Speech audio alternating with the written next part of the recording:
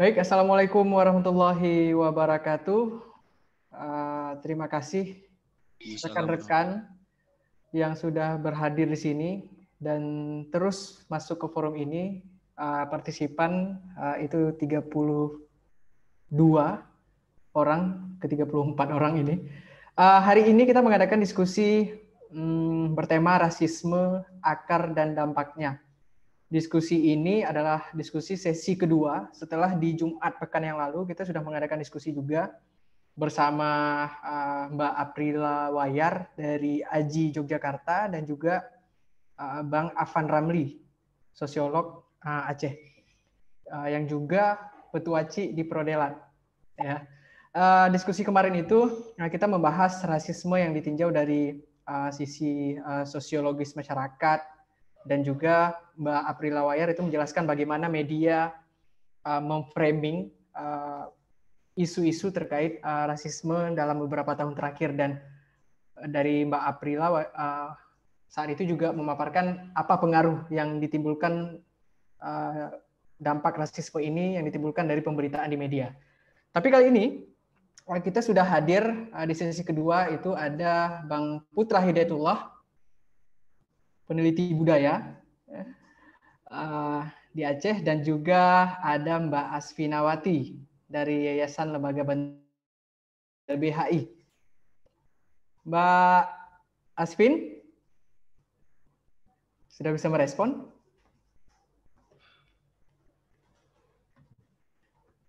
Tadi sebentar sedang mematikan videonya. Oh, sepertinya terpental sementara ini.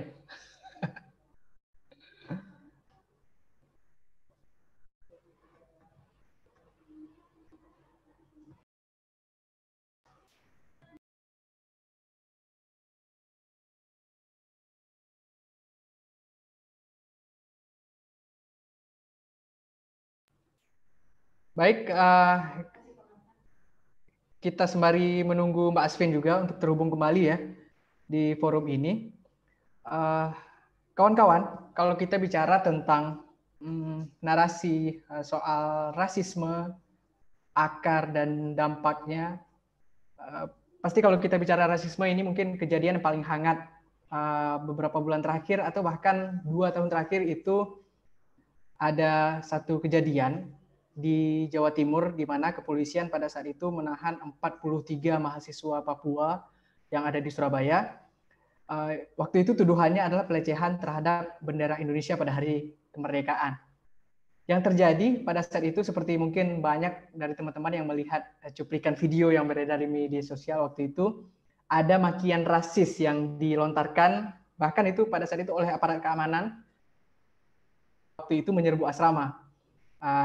Ada makian yang sangat tidak senonoh ya, kalau bisa kita sebut seperti itu. Selain itu juga aparat keamanan pada saat itu menyerbu asrama hingga menggunakan gas air mata untuk memaksa para mahasiswa keluar. Jadi itu sebuah pemandangan yang sangat ironis ya di Indonesia. Itu tahun 2019 yang lalu. Yang jadi sorotan kita, bagaimana hal ini bisa terjadi?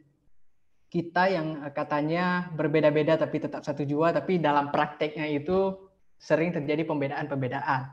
Ternyata ada masalah soal pemaknaan diri dan identitas yang menganggap adanya supremasi terhadap golongan tertentu, yang juga di sisi lain menganggap rendah golongan lain. Jadi kalau bisa kita kutip seorang peneliti yang menjelaskan bahwa konsep identitas itu disebutkan seorang individu dan kelompok itu akan mendefinisikan diri dan didefinisikan oleh orang lain berdasarkan yang ditentukan oleh ras, etnisitas, agama, bahasa, dan budaya. Walau demikian, nggak ada orang yang terlahir dengan sikap rasis sebenarnya. Yang membuat mereka jadi rasis itu bisa jadi dari pengasuhan keluarga, kemudian budaya, bagaimana literatur yang mereka baca dalam keseharian mereka, bagaimana pikiran mereka tumbuh di lingkungan mereka, itulah yang kelak bisa mempengaruhi mereka merasa ada supremasi terhadap golongan mereka gitu. Jadi di sisi lain juga, walaupun dari seseorangnya sendiri yang tumbuh bersama lingkungannya, juga ada pengaruh media di sana sebagai informasi yang sering membentuk framing untuk mempengaruhi massa. Jadi walaupun kalau kita bicara rasisme itu seringkali bicara tentang persoalan yang paling aktual itu Papua, namun kalau kita kan sama Bang Putra Hidayatullah secara lokal Aceh itu cukup cukup kental ya rasisme itu terjadi. Kita bisa lihat waktu penetapan daerah operasi militer di Aceh, di mana sempat terjadi juga konflik vertikal antara suku Aceh, Jawa dan Gayo di Bundar Meriah. Di situ juga ada ungkapan-ungkapan yang menurut kita mungkin itu seperti joke, seperti candaan, tapi memang ada makna yang sangat rasis di dalamnya. Seperti kupike ureng rupanya Jawa. Artinya saya kira manusia, rupanya Jawa. Jadi stigma yang seperti ini yang seringkali mungkin menjadi lelucon, tapi padahal di situ secara alam bawah sadar kita nggak tahu bahwa itu sebenarnya kita sudah melanggengkan rasisme. Di hari ini kita sudah kedatangan Bang Putra Hidayatullah dan Kak Asfinawati. Kak Asvin sudah masuk ya sepertinya? Sudah.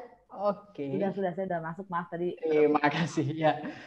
Ini Kak Asvin, sepertinya kita minta kesediaan Kak Asvin dulu nih untuk pembicara pertama ya, yang bakal bicara sebenarnya bagaimana pandangan Kak Asvin melihat rasisme dan bagaimana negara, apa ada pelanggengan dari negara untuk rasisme itu sendiri, dan bagaimana Kakak melihat konteks rasisme sendiri udah berlangsung dalam beberapa tahun terakhir. Kenapa intoleransi yang semakin menguat dalam beberapa waktu terakhir itu, apakah ada peran negara di dalamnya? Mungkin untuk pengantar itu aja dulu di penjelasan, silahkan. Ya, terima kasih Bang Fuadi dan teman-teman yang membuat acara ini, Kontras dan Flower juga mungkin, dan narasumber lain. Sorry, saya tuh di akhir rapat terus ada yang gangguan ini. Sorry. Jadi saya akan share screen, bisa ya? Bisa, silakan. Oh, masih disable. Oh, sebentar. Baik.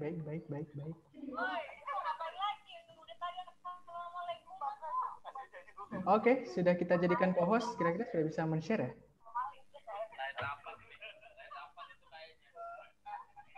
Kakak? Belum ya? Mungkin dibantu sama admin nih.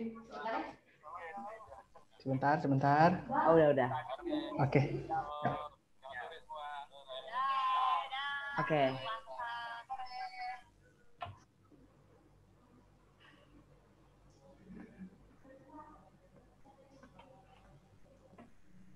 Ya. Oke.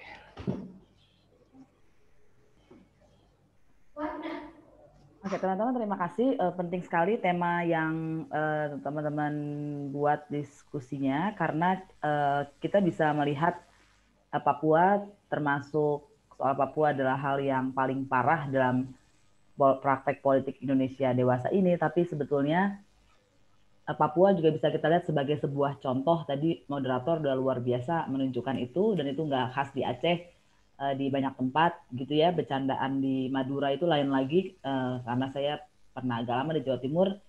Mereka bilang 99% itu 90% itu Muhammadiyah, 90% NU gitu ya, Islam gitu, sisanya bukan NU. Jadi sebetulnya lebih gawat lagi gitu.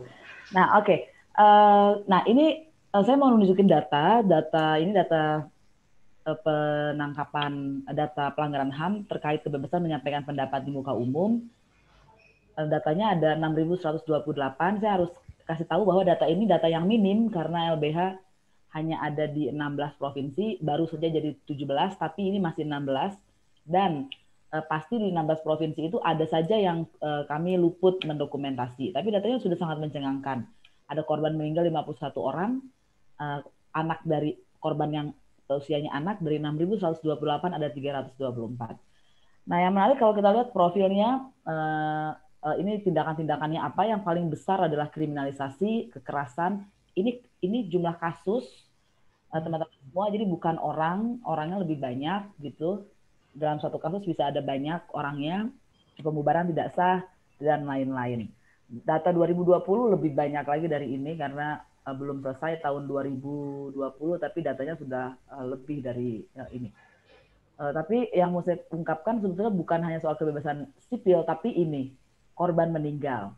Korban meninggal ini disumbangkan paling banyak oleh korban di aksi anti rasisme di Papua, Wamena, dan setelahnya, dan aksi Papua anti rasisme di Jayapura. Yang lainnya adalah soal reformasi di korupsi itu di Kendari, di Jakarta, dan pengumuman Bawaslu yang aksi di depan Bawaslu, pengumuman pemilu tanggal 22 sampai 24 Mei ada 9 orang. Nah, yang menarik sebetulnya ketika data ini saya bawa kemana-mana gitu dalam berbagai kesempatan, banyak orang, utamanya dari pemerintah, kemudian kaget, kok bisa sebanyak itu data meninggal, masa sih gitu ya, 51. Tapi begitu mereka tahu bahwa sebagian besar di Papua, yaitu 37, mereka kemudian menjawab begini, oh Papua, gitu ya. Artinya apa? Oh kalau Papua wajar ada orang meninggal. Dan wajar kalau banyak orang meninggal, itu yang saya tangkap pemahaman saya. Dan itu nanti kita akan lihat dalam banyak kasus demikian. Ini pasti ada teman-teman Papua di sini. Saya tidak akan bicara data terlalu banyak karena harapan saya teman-teman itu nanti bisa menceritakan sendiri berbagai hal yang terjadi di Papua. Kemarin baru ada seorang pendeta juga meninggal. Menko Polhukam mengatakan itu aparat, diindikasikan aparat, meskipun dia kemudian melemahkan pernyataannya dengan bilang mungkin juga ada pihak ketiga. Nah, yang gawat adalah dari data orang meninggal itu kehabisan nafas karena gas air mata 1, luka tembak 6, tapi sebagian besar itu 44 orang tidak ada informasi resmi. Sebetulnya YLBHI bisa saja mengira-ngira ini kematiannya karena apa, misalnya melalui berbagai data, oh orangnya berdarah dan lain-lain. Tapi kami mencoba menahan diri untuk tidak melakukan itu. Luka tembak 6 ini dari pernyataan polisi, rumah sakit, Komnas HAM, jadi pernyataan dari lembaga resmi lah yang kami ambil. Gitu. Jadi kami tidak mencoba menyimpulkan karena memang pemantauan ini tidak dilengkapi dengan datang ke lapangan dan melakukan investigasi secara langsung. Dan ternyata 44 sebagian besar korban kematian itu tidak ada informasi resmi. Jadi di dalam sebuah negara demokrasi ada orang meninggal karena hanya melakukan aksi menyampaikan pendapat di muka umum, itu suatu persoalan. Tapi tidak ada informasi resmi dari negara tentang kematian itu lebih persoalan lagi. Kenapa? Artinya tidak akan ada pertanggungjawaban, tidak akan ada perubahan struktural kalau masalahnya ada pada sistem, tidak akan ada pemulihan korban secara resmi dari negara, dan tidak ada penghukuman juga pasti untuk pelakunya siapapun dia kalau tidak ada informasi resmi. Dan itulah penekanan saya yang mau saya katakan, dan sebagian besar ini kan terjadi di Papua gitu. Bilanglah kita datanya sebetulnya ada, tapi bilanglah kita misalnya datanya yang meninggal ada 51, kemudian penjelasan itu ada 7. Kalau itu semua di Papua saja masih ada belasan, tapi ini bukan di Papua, ini di Kendari kan yang 2 itu. Dan satu lagi kalau saya nggak salah ingat di Jakarta. Jadi justru yang di Papua itu nyaris sebagian besar tidak ada penjelasan mengapa orang meninggal. Dan saya tahu betul nyawa itu murah di Papua, begitu ya. Orang-orang itu sudah siap sepertinya hidupnya tidak panjang, persis seperti kita pada zaman kemerdekaan, revolusi kemerdekaan, kita bisa mudah mati ya biasa saja gitu ya. Makanya kita lihat Amir Hamzah penyair Pujangga Baru itu usianya meninggal 33 kalau nggak salah ya. Begitu. Oh Khairil Anwar ya. Saya lupa yang mana, tapi antara mereka itu Khairil Anwar kalau nggak salah. Jadi ya nyawa itu nggak panjang. Nah, apa yang kita lihat dari data-data itu sebetulnya ada rasisme yang sangat sistemik di Indonesia, macam-macam korbannya, tapi yang kita sedang bicarakan adalah Papua.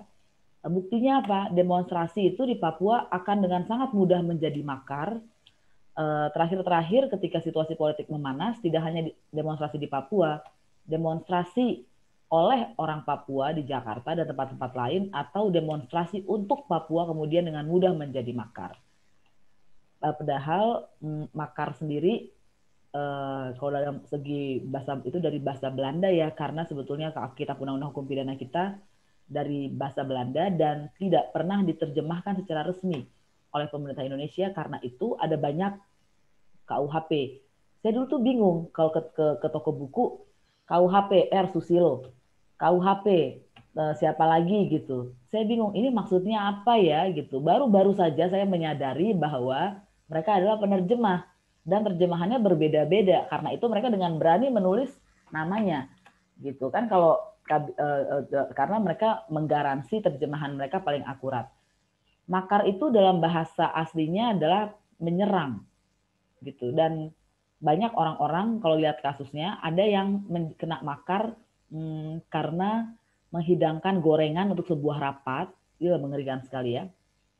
Sama seperti sekarang ketika ada aksi Omnibus Law, ada orang-orang ditangkap, dibentak-bentak, dan lain-lain, diintimidasi karena memberikan aqua kepada demonstran. Gitu. Yang berikutnya adalah terjadi penangkapan dengan kekerasan, baik dalam soal demonstrasi yang saya katakan tadi, tapi juga ketika orang Papua yang ditangkap. Gitu. Dan ini sudah lama sekali sejak saya di LBH Jakarta, masih menjadi asisten pengacara publik, saya sudah menguping gitu ya, karena saya nggak menangani kasusnya, seorang pengacara publik yang menangani, tapi saya nguping, oh mereka begitu mengalami berbagai kekerasan. Nah, sebetulnya yang rumit dalam persoalan Papua, rasisme ini bukan hanya soal etnisitas gitu ya, atau ras, tapi sudah berkelindan dengan hak politik. Jadi ada stigma bahwa mereka ini adalah kelompok bersenjata, kemudian atau OPM, Organisasi Papua Merdeka, sehingga kalau lihat orang dengan muka Papua, ciri-ciri Papua, maka semua akan dianggap sebagai musuh negara, dan karena itu rasisme etnis ini berkelindan dengan stigma politik. Sebetulnya harusnya, tadi kan moderator bilang ini juga terjadi di Aceh, saya nggak tahu apakah itu untuk yang soal Papua atau di luar Papua atau dua-duanya. Sebetulnya masyarakat yang paling bisa memahami masyarakat apa yang dialami Papua adalah masyarakat Aceh, karena itu mirip sekali dengan apa yang dialami oleh Aceh. Karena Aceh dianggap mau merdeka, maka orang Aceh mengalami stigma gitu, baik yang ada di kursi-kursi pemerintahan atau masyarakat biasa yang dianggap ini orang berbahaya, harus diwaspadai. Seakan-akan kalau dengar kata Aceh, otomatis dia langsung jago nembak, sama seperti orang Papua dianggap ini semua langsung bisa bikin tentara mati gitu, sehingga ketika ditangkap polisi harus mengalami kekerasan. Kira-kira saya menyederhanakan, mengolok-ngolok peristiwanya seperti itu, tapi ini persis sekali, dan ini mirip sekali dengan apa yang terjadi di Timur dulu, sekarang Timor Leste. Kalau ibu bapak teman-teman membaca laporan dari Komnas Perempuan, maka kekerasan terhadap perempuan di 3 wilayah ini identik gitu. Rumah gedong, yaitu ada perbudakan seksual, tentara melakukan pemerkosaan, kemudian pemerkosaannya itu pertama dipanggil dulu ke markas dia, kemudian diperkosa, kemudian ditandai bahwa dia pernah diperkosa, diancam kalau nggak mau diceritakan harus terus melayani, dan setelah tentara itu pergi, nama orang itu dicatat di dalam sebuah buku dan diturunkan kepada perwira atau prajurit berikutnya. Itu identik dengan yang dialami masyarakat di Timor Leste dan juga di Papua. Jadi sebetulnya kita bisa, sebetulnya negara ini gagal tidak hanya meretas soal diskriminasi, tapi juga pelanggaran HAM yang berat, karena pada akhirnya rasisme ini berwujud dalam sebuah pelanggaran HAM yang berat. Dan gagal karena dalam pelanggaran HAM yang berat, jaminan korban adalah ketidakberulangan, tapi yang kita saksikan adalah jaminan keberulangan. Gitu. Teman-teman kalau tertarik, lihat aja laporan Komnas Perempuan, memang sangat menyakitkan membaca laporan itu. Saya membaca itu tahun berapa ya, udah lama, tapi sampai sekarang saya nggak berminat sama sekali membaca lagi, dalam arti membacanya saja sudah sangat mengerikan. Nah, Indonesia sendiri sebetulnya sudah punya Undang-Undang 40 2008 tentang penghapusan diskriminasi rasial dan etnis, dan apa yang disebut tindakan diskriminatif ras dan etnis itu adalah memperlakukan orang secara berbeda, yaitu membedakan, mengecualikan, membatasi, atau sebuah pemilihan atau pengutamaan. Pembedaan apa itu kan kita bisa mudah mengetahui, yaitu kalau ada dua orang, jadi diskriminasi itu harus selalu dibandingkan, dia nggak bisa dilihat kalau tidak ada perbandingan. Pembedaan yang satu bisa, yang satu tidak. Pengecualian itu nyaris kayak misalnya, pokoknya untuk seluruh orang Papua tidak bisa menjadi tentara misalnya gitu ya. Kemudian pembatasan, ada akses yang dibatasi, dan pencabutan ya nggak bisa mendapatkan hak sama sekali. Pemilihan pengutamaan itu adalah misalnya pengutamaan ras tertentu daripada pengutamaan etnis Papua. Nah, meskipun kita harus hati-hati dengan afirmasi, ada banyak sekali protes tentang Otsus Papua karena ada pengutamaan untuk putra daerah, dan memang apa yang dinamakan putra daerah harus kita pikirkan. Tadi itu contoh yang disebut moderator sangat akurat. Apakah Aceh yang kita maksud itu adalah orang yang tinggal di provinsi Aceh atau etnis Aceh? Karena setahu saya nggak cuma 1 atau 2, 3 etnis di Aceh sebetulnya, tapi lebih banyak, 9 kalau saya nggak salah ingat. Begitu. Nah, kemudian tapi harus ada akibatnya. Pembedaan, pengecualian, pembatasan, dan pengutamaan ya atau pemilihan ini mengakibatkan pencabutan, sama sekali tidak dapat, atau pengurangan, baik berupa pengakuan, perolehan, atau pelaksanaan hak asasi manusia dan kebebasan dasar dalam suatu kesetaraan di bidang sipil, politik, ekonomi, sosial, dan budaya. Jadi sebelum Undang-Undang 40 2008 mencakup bidang yang sangat luas. Yang disebut juga tindakan diskriminatif adalah menunjukkan kebencian atau rasa benci. Karena perbedaan ras dan etnis, tapi harus ada perbuatannya. Jadi nggak bisa, saya benci nih sama si ini, nggak. Tapi harus mewujud dalam sebuah perbuatan. Apa itu? Yang pertama ada membuat tulisan atau gambar untuk ditempatkan, ditempelkan, atau disebarluaskan di tempat umum, atau tempat lainnya yang dapat dilihat atau dibaca orang. Kemudian berpidato, mengungkapkan atau melontarkan kata-kata tertentu yang di tempat umum atau tempat lainnya yang dapat didengar orang lain. Ini sebetulnya dalam skema hak asasi manusia, Kovenant Hak Sipil Politik, ada di pasal 20 ayat 2 tentang hate speech atau ujaran kebencian. Kenapa ini dilarang? Kenapa sih pidato aja nggak boleh? Karena sejarah menunjukkan ujaran kebencian ini, hate speech ini bisa berujung pada genosida, yaitu pemusnahan sebuah etnis. Dan ini kasusnya banyak ya, ada yang sudah, kalau teman-teman mau baca, ada kasus Rwanda, suku etnis Tutsi dan Hutu, ada kasus Slobodan Milosevic yang melakukan pemusnahan etnis Muslim Bosnia, dia semacam dominasi etnis Serbia begitu ya, dan mereka itu punya modus operandi yang sama, yaitu ada sebuah siar kebencian bahwa namanya demonisasi. Jadi sebuah etnis itu di stigma bahwa dia jahat, bahwa meskipun dia minoritas dia akan menyerang yang mayoritas. Minoritas itu bisa siapa saja gitu. Dan karena itu dia harus dimusnahkan sebelum dia menyerang kita gitu. Jadi orang yang menyerang itu kemudian merasa sedang melakukan hal yang benar. Itu yang mengerikan dari soal hate speech. Yang ketiga adalah dalam Undang-Undang 40 2008 adalah mengenakan sesuatu pada dirinya berupa benda, kata-kata, atau gambar. Jadi mengenakan kepada orang gitu ya. Terus kemudian melakukan perampasan nyawa, penganiayaan, pemerkosaan, perbuatan cabul, pencurian dengan kekerasan, atau perampasan kemerdekaan berdasarkan diskriminasi ras dan etnis. Ini di dalam hukum secara internasional dikenal sebagai hate crime. Kejahatan yang didasarkan atas sebuah kebencian berbasis tertentu, yaitu basisnya yang sedang kita bahas adalah etnis.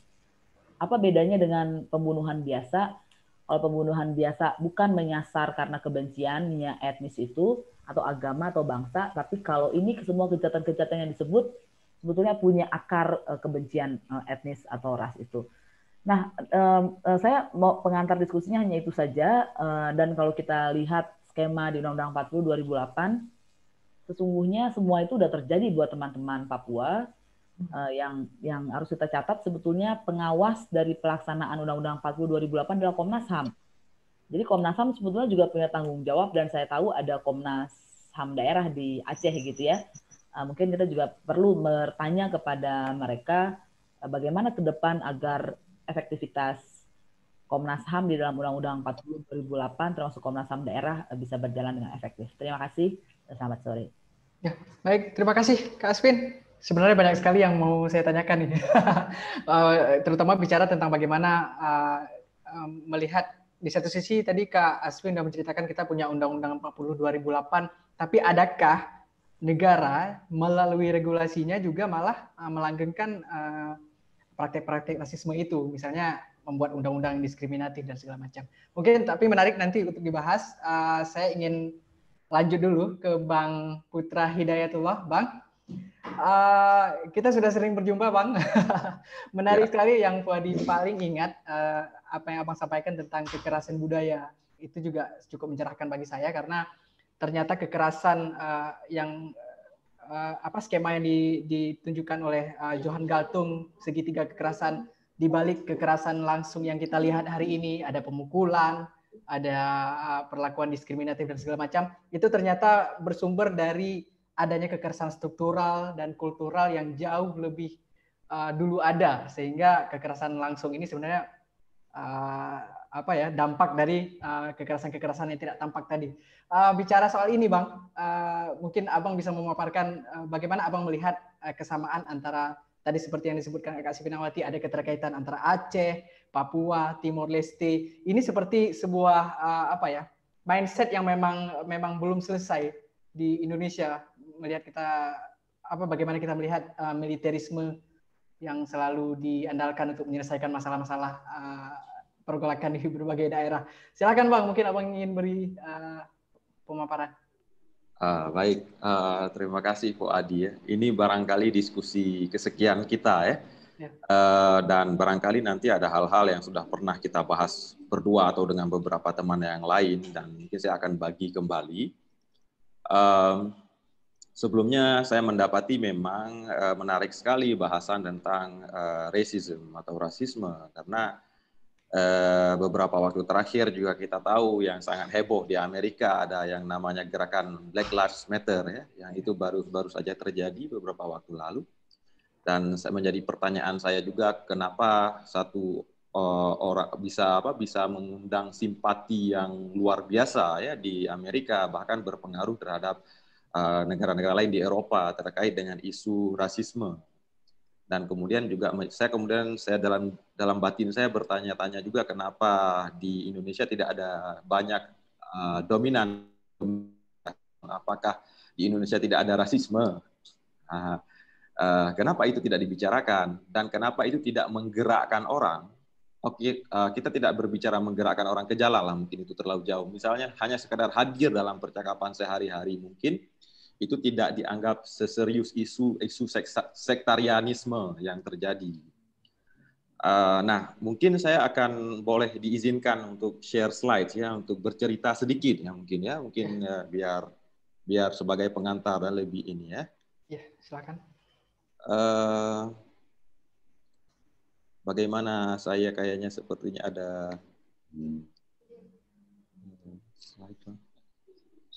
slide-nya ada slide-nya. Sebentar, mohon maaf sebentar.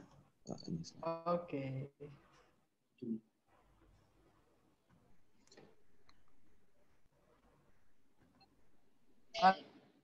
Sembari Bang Putra menyiapkan slide-nya, mungkin teman-teman di kolom chat itu bisa mengisi.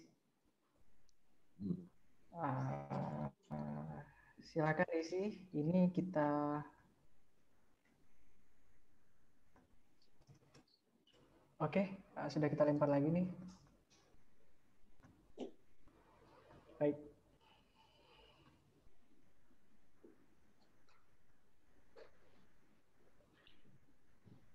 Mohon maaf sebentar ya.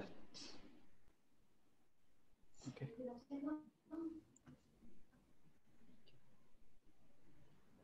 Bagaimana Fuadi, sudah terlihat ininya? Sudah Bang?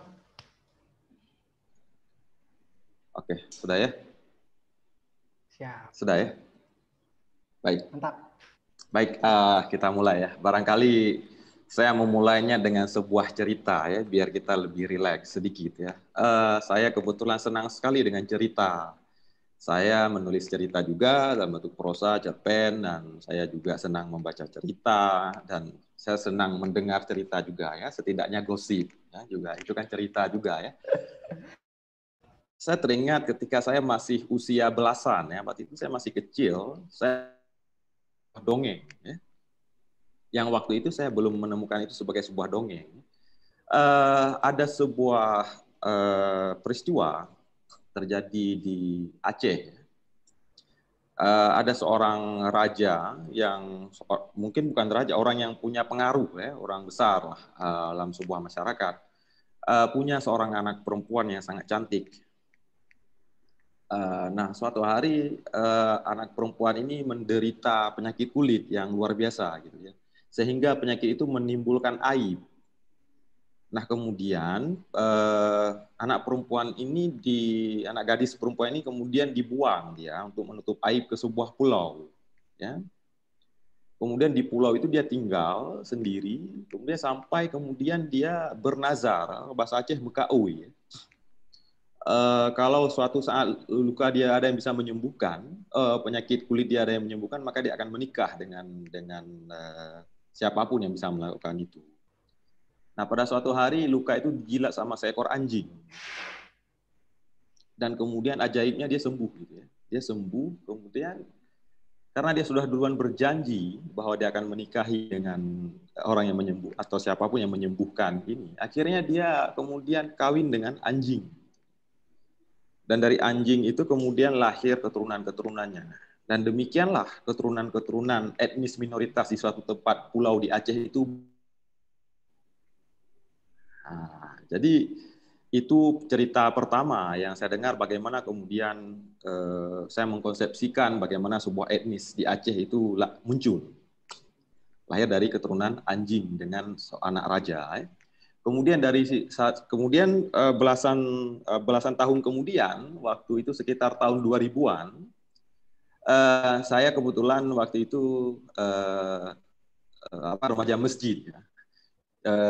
Saya biasanya datang lebih cepat ke masjid waktu sebelum maghrib. Nah, suatu hari di dinding masjid, tempat kalau kita salat menghadap dinding itu terlihat satu tempelan ditempel di sana. Saya melihat itu memang dibikin dengan tangan, tapi itu fotokopi, digambar dengan pulpen, tapi itu fotokopi. Yang itu menjelaskan silsilah asal usul keturunan manusia. Jadi ada satu suku di sana, waktu itu suku yang kebetulan terlibat dalam konflik Aceh. Ya.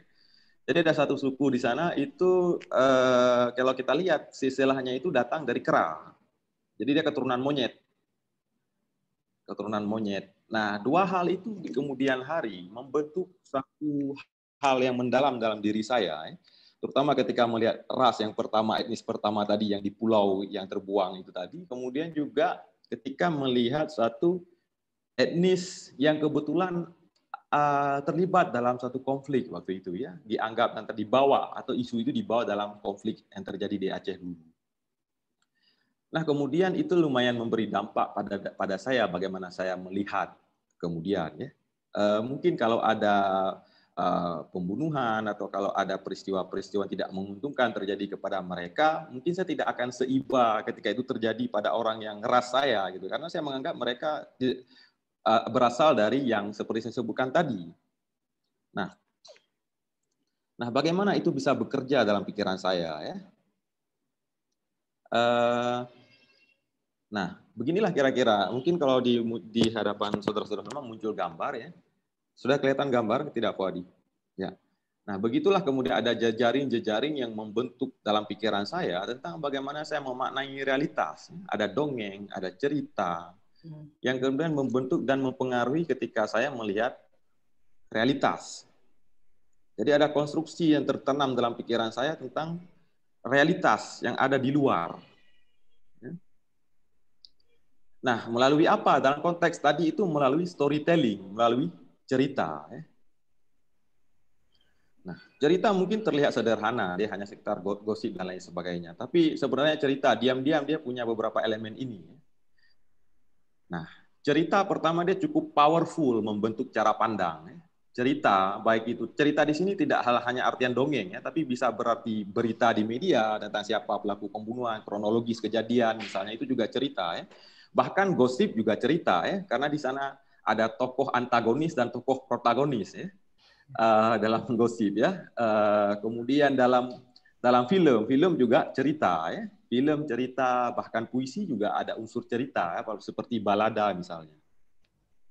Kemudian yang kedua, ini cukup powerful membentuk cara kita memandang, seperti cerita tadi itu membentuk teknis dua tadi. Kemudian apalagi itu yang kedua, cerita menanam gagasan. Dia memberi satu konsepsi terhadap kenyataan. Ketika kita melihat peristiwa, satu kenyataan, itu tertanam dalam kepala kita. Baik melalui media, karya sastra, komik, dan lain sebagainya. Kemudian di dalam cerita ada namanya tertanam nilai-nilai baik dan buruk. Nah, seperti tadi ketika saya melihat orang kena penyakit kulit dan anjing itu, tentu saya melihat mereka lebih buruk dari saya ya. Saya sedikit setingkat lebih terhormat etnis ini ya. Kemudian cerita juga menentukan lawan dan kawan. Nah, dalam cerita yang saya temukan di masjid waktu itu, dalam silsilah itu, dengan mudah membentuk gambaran di alam bawah sadar saya, siapa kemudian saya mengidentifikasikan sebagai kawan saya dan sebagai lawan saya. Kemudian cerita itu menjustifikasikan atau melegitimasi satu tindakan tertentu. Nah, tadi menarik sekali ketika Mbak Asvina menjelaskan satu tragedi, satu peristiwa yang terjadi di Rwanda. Izinkan saya untuk sekali lagi bercerita tentang ini ya. Barangkali ada satu pelajaran yang bisa kita lihat ya. Nah, bagaimana cerita menjustifikasikan satu kejadian? Di layar saudara-saudara dapat melihat bahwa ada gambar ya. Ini bukan gambar orang Papua, tapi gambar saudara kita yang ada di Afrika, tepatnya di Rwanda. Jadi ada dari dua ke atas itu suku Hutu dan di bawahnya ada Tutsi ya. Jadi ada klasifikasi suku ya. Nah, itu dibedakan ya. Nanti kita akan melihat bagaimana pembedaan itu terjadi ya, meskipun ada aspek-aspek political economy di balik pembedaan rasial ini ya. Tapi kita akan melihat secara spesifik dalam kasus dan konteks rasialisme atau rasisme ya. Ada satu identifikasi terhadap yang lain dari suku Hutu terhadap suku Tutsi. Mereka menyebut suku Tutsi itu Inyenzi. Inyenzi. Ini kata yang selalu saya ingat ya. Ada apa dengan Inyenzi? Kenapa Inyenzi? Iya, terlihat ya di layar ya. Inyenzi itu adalah kecoa. Jadi kalau saya melihat suku yang di awal ketika saya dengar dongeng itu adalah anjing, kalau ini mengidentifikasinya bukan anjing, tapi kecoa. Nah, ketika mengidentifikasi kecoa, itu mereka itu tidak lagi dilihat sebagai manusia. Mereka tidak lagi dilihat sebagai manusia, ditambah dengan sentimen amarah dan lain sebagainya. Apa yang terjadi kemudian? Itu adalah proses dehumanisasi. Atau juga ini kegiatan seperti ini juga disebut dengan demonisasi ya, demonisasi seperti sudah dijelaskan tadi ya. Dehumanisasi itu merendahkan derajat manusia dari manusia yang utuh menjadi sekadar seekor kecoa, sehingga memudahkan untuk melakukan hal-hal yang mungkin secara moral masih bisa dipertanyakan. Apa yang terjadi?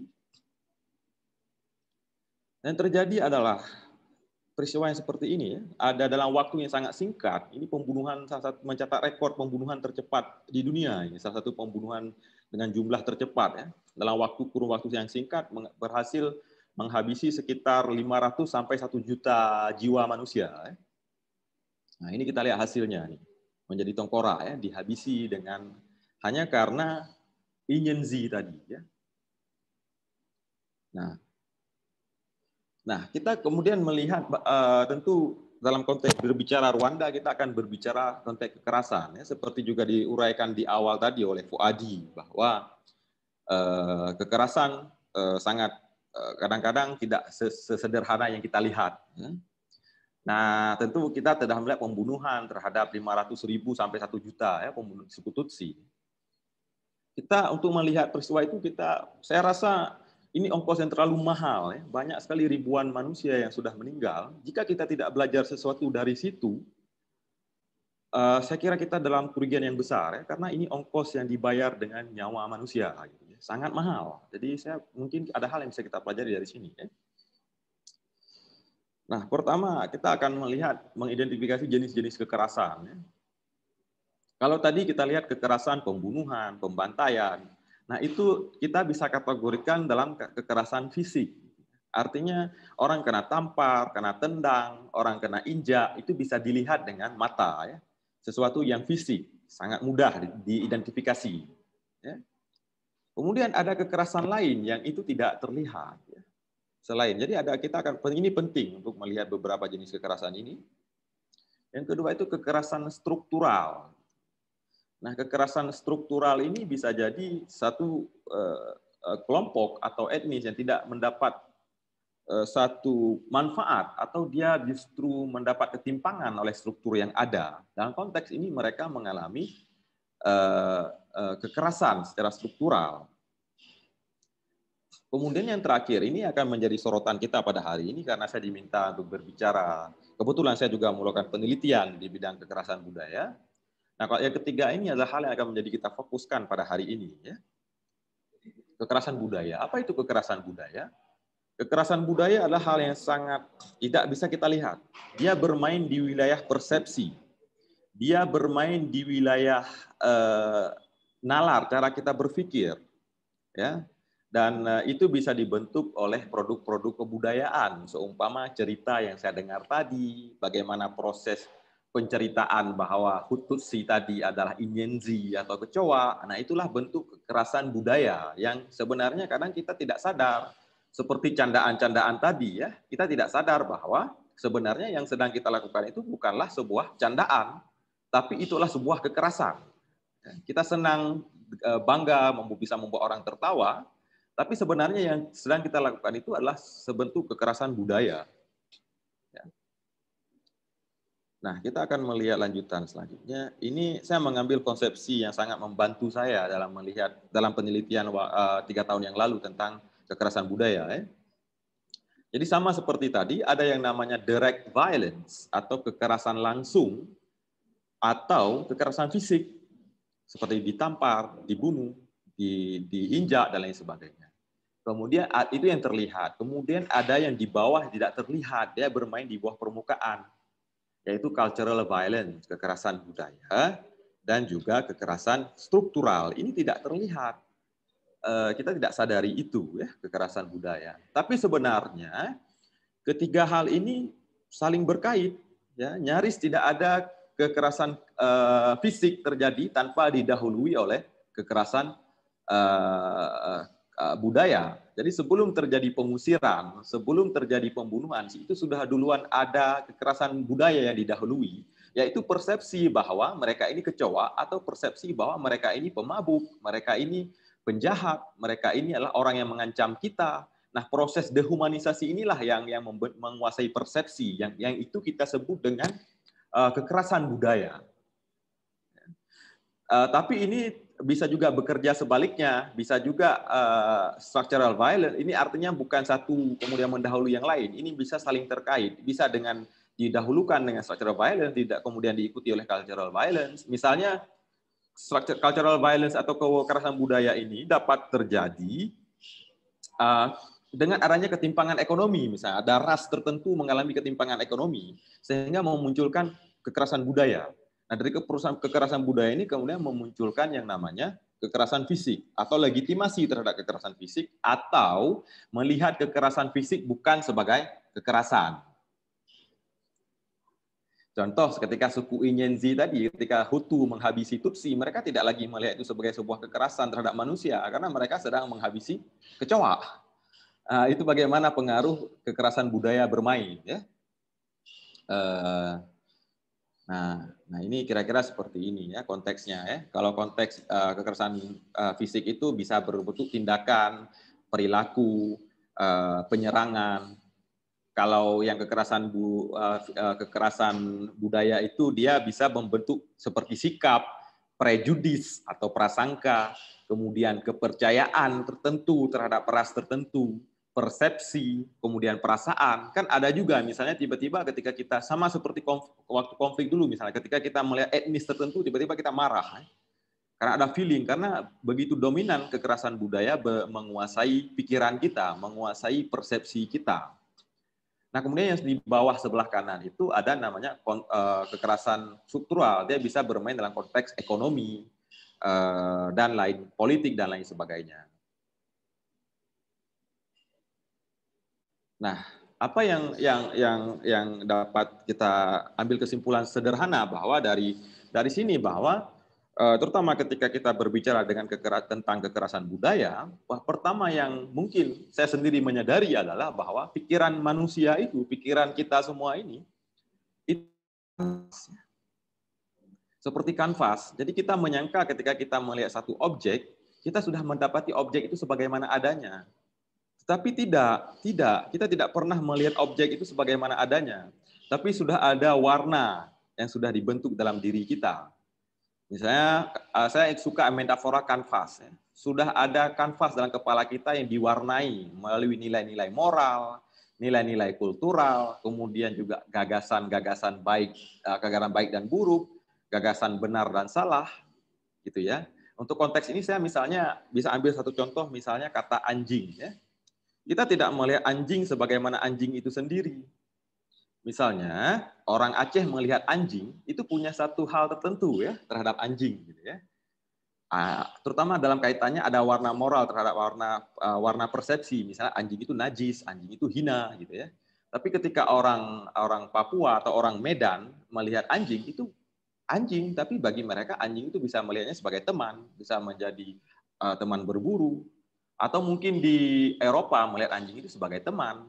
Nah, artinya kita di sini tidak melihat anjing itu sebagai anjing itu sendiri, tapi kita dalam melihat objek itu sebagaimana kita, bukan sebagaimana objek itu sendiri. Ya. Nah, itu kira-kira ya pikiran kita sebagaikan sehelai kanvas, gitu, ya, diwarnai oleh apapun.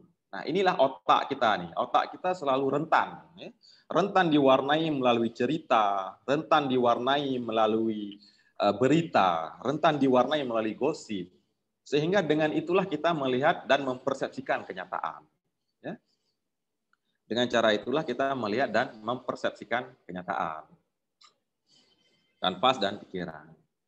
Nah, ketika hal-hal seperti ini sangat dekat kaitannya dengan kesimpulan bahwa ada pre-existing knowledge. Ada pengetahuan yang sudah ada sebelumnya tertanam dalam diri kita sebelum kita melihat kenyataan tertentu. Ya? Ada pre-existing knowledge. Pengetahuan sebelum kita memaknai sesuatu. Nah, dalam hal ini produk akal budi saya sudah jelaskan dari dongeng yang saya dengar tadi sewaktu kecil. Ya, dia bisa berbentuk cerita, dia berbentuk gosip, dia bisa berbentuk film, dia bisa berbentuk ceramah atau bahkan khotbah. Ya. Dia bisa berbentuk dongeng, dia bisa juga berbentuk berita di media yang itu mewarnai persepsi, ya, mewarnai kanvas yang ada dalam kepala kita. Ya.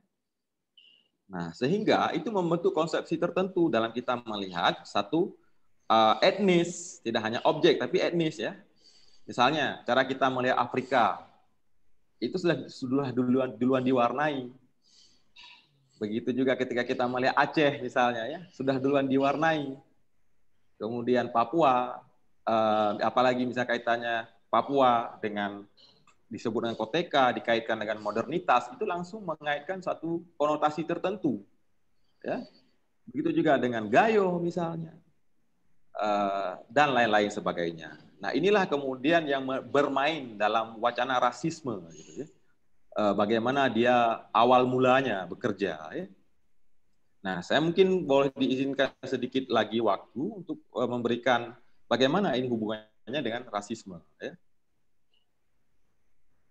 Nah, judul dari pembahasan kita hari ini adalah akar, akar permulaan rasisme. Saya berpendapat bahwa etnosentrisme ini salah satu yang menjadi lahan subur di mana rasisme bisa muncul. Ya. Salah satu. Ya. Apa itu etnosentris? etnosentrisme itu adalah kecenderungan kita untuk memandang budaya sendiri lebih baik, kan? Serta penggunaan standar dan nilai sendiri untuk menilai orang-orang yang bukan anggota kelompok budayanya. Ya. Seorang yang etnosentris adalah yang melihat budayanya sebagai yang paling benar, yang paling pantas dibandingkan dengan budaya kelompok lain. Dari sinilah kemudian etnosentrisme ini dibentuk dari mana? Dari cerita, ya, lagi-lagi dari bagaimana kanvas mewarnai kepala kita. Ketika kita tinggal dalam sebuah kelompok, ketika tinggal dalam sebuah etnis, tentu ada pewarnaan-pewarnaan yang kita alami, yang itu ada sejak kita lahir terkadang, ya. Etnosentrisme. Nah, etnosentrisme ini pada takaran tertentu dialah yang kemudian memunculkan rasisme. Saya tadi misalnya akan melihat, misalnya seperti contoh, saya beruntung kemudian saya kebetulan banyak berjalan, kemudian senang membaca karya sastra yang itu juga cukup memberikan saya pengalaman batin dalam melihat manusia secara lebih manusiawi, ya. Kita ada rasisme. Nah, rasisme ini konsepsi yang lahir dari semangat itu, etnosentris tadi, ya, salah satunya, ya. Nah, kalau dulu bahkan konstruksi itu tidak hanya diambil secara alamiah begitu saja, tapi bahkan sains dipakai, gitu ya, sains dibajak untuk melegitimasi yang namanya etnosentris atau rasisme ini. Di gambar ini kita bisa melihat ada ukuran hidung diukur oleh saintis, ya. Warna mata, yang itu hanya untuk mengklasifikasikan manusia bahwa dia ada etnis tertentu, yang notabene-nya etnis tertentu itu bisa jadi lebih rendah, lebih bodoh, lebih tertinggal. Kemudian, nah di sini juga saya ambil contoh Papua misalnya, ada dengan Koteka, itu membentuk suatu konsepsi berpikir tertentu. Nah, di antara dampak atau hal yang dimunculkan dari pewarnaan tadi itu adalah adanya prejudis, gitu ya, prasangka. Kemudian adanya stereotype juga, ya. Misalnya orang etnis ini dia pelit misalnya. Kalau etnis ini misalnya penuh dengan sihir, etnis itu, nah inilah stereotype yang dibangun, yang kemudian itu kita anggap sebagai kebenaran umum yang tidak bisa dibantah.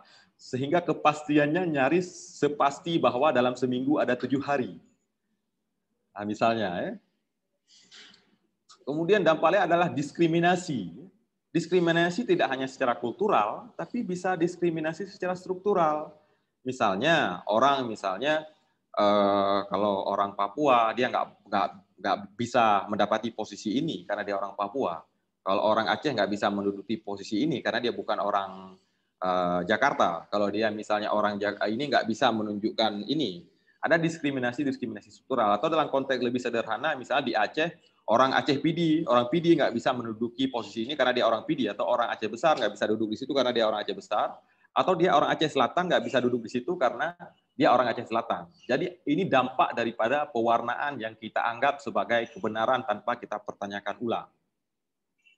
Kemudian yang terakhir, dampak lain adalah kekerasan fisik. Misalnya, pewarnaan bahwa menyebutkan satu etnis itu monyet misalnya. Ya, kalau tadi kita sebut anjing, ada inyenzi kecoa, kemudian ada juga monyet. Sehingga dengan sebutan itu melegalkan atau memberi satu, dalam tanda kutip, bukan melegalkan, tapi menjustifikasi, memberi pembenaran untuk pengusiran, pemukulan, dan lain sebagainya. Nah, kira-kira demikian Fuadi dari saya. Ya. Tapi ada sedikit, kalau boleh diizinkan sedikit lagi, bahwa ketika kita gagasan tentang ini, saya kemarin baru menonton sebuah film yang bagus, film Race, The Power of an Illusion, bahwa ras itu oleh saintis kemudian membuktikan bahwa ras itu tidak ada secara gen. Genetik tidak memberi pengakuan terhadap adanya ras, gitu ya. Ras itu hanya ilusi manusia yang dibangun, ya. Konstruksi sosial yang dulu sempat dicoba legitimasi melalui biologi atau sains, tapi kemudian studi-studi yang lebih mutakhir tentang genetik menunjukkan bahwa tidak ada rasial itu secara gen. Nah, untuk bahasan lebih lanjut, saya merekomendasikan saudara-saudara untuk menonton film ini ya, The Power of the Race, The Power of an Illusion. Nah, kira-kira demikian. Kemudian saya kemudian menarik menemukan satu poster demonstrasi ya, dan saya kira ini menjadi satu tawaran atau satu cara pandang baru ya. Ya, there is only one race, which is human race. Gitu ya. Hanya ada dua ras, satu ras yaitu ras manusia. Nah, saya kira demikian Fuadi dari saya. Saya akan senang sekali jika bisa mendengar dan bisa saling berbagi dengan saudara kita yang datang pada pertemuan virtual kita pada hari ini ya, hari yang mulia ini. Terima kasih, saya kembalikan ke moderator. Baik, terima kasih Bang Putra Hidayatullah, luar biasa nih ending presentasinya nih ya. Ternyata hanya ada satu ras ya, yaitu ras manusia. Ada beberapa hal yang coba Fuadi tangkap Bang, bagaimana konstruk terhadap realitas itu ditumbuhkan, bisa jadi lewat bacaan, budaya, bahkan yang Abang garis bawah tadi, cerita itu penting ternyata ya, yang kita dengar sejak kecil, yang apa yang diceritakan orang tua kita dan segala macam lah dari lingkungan.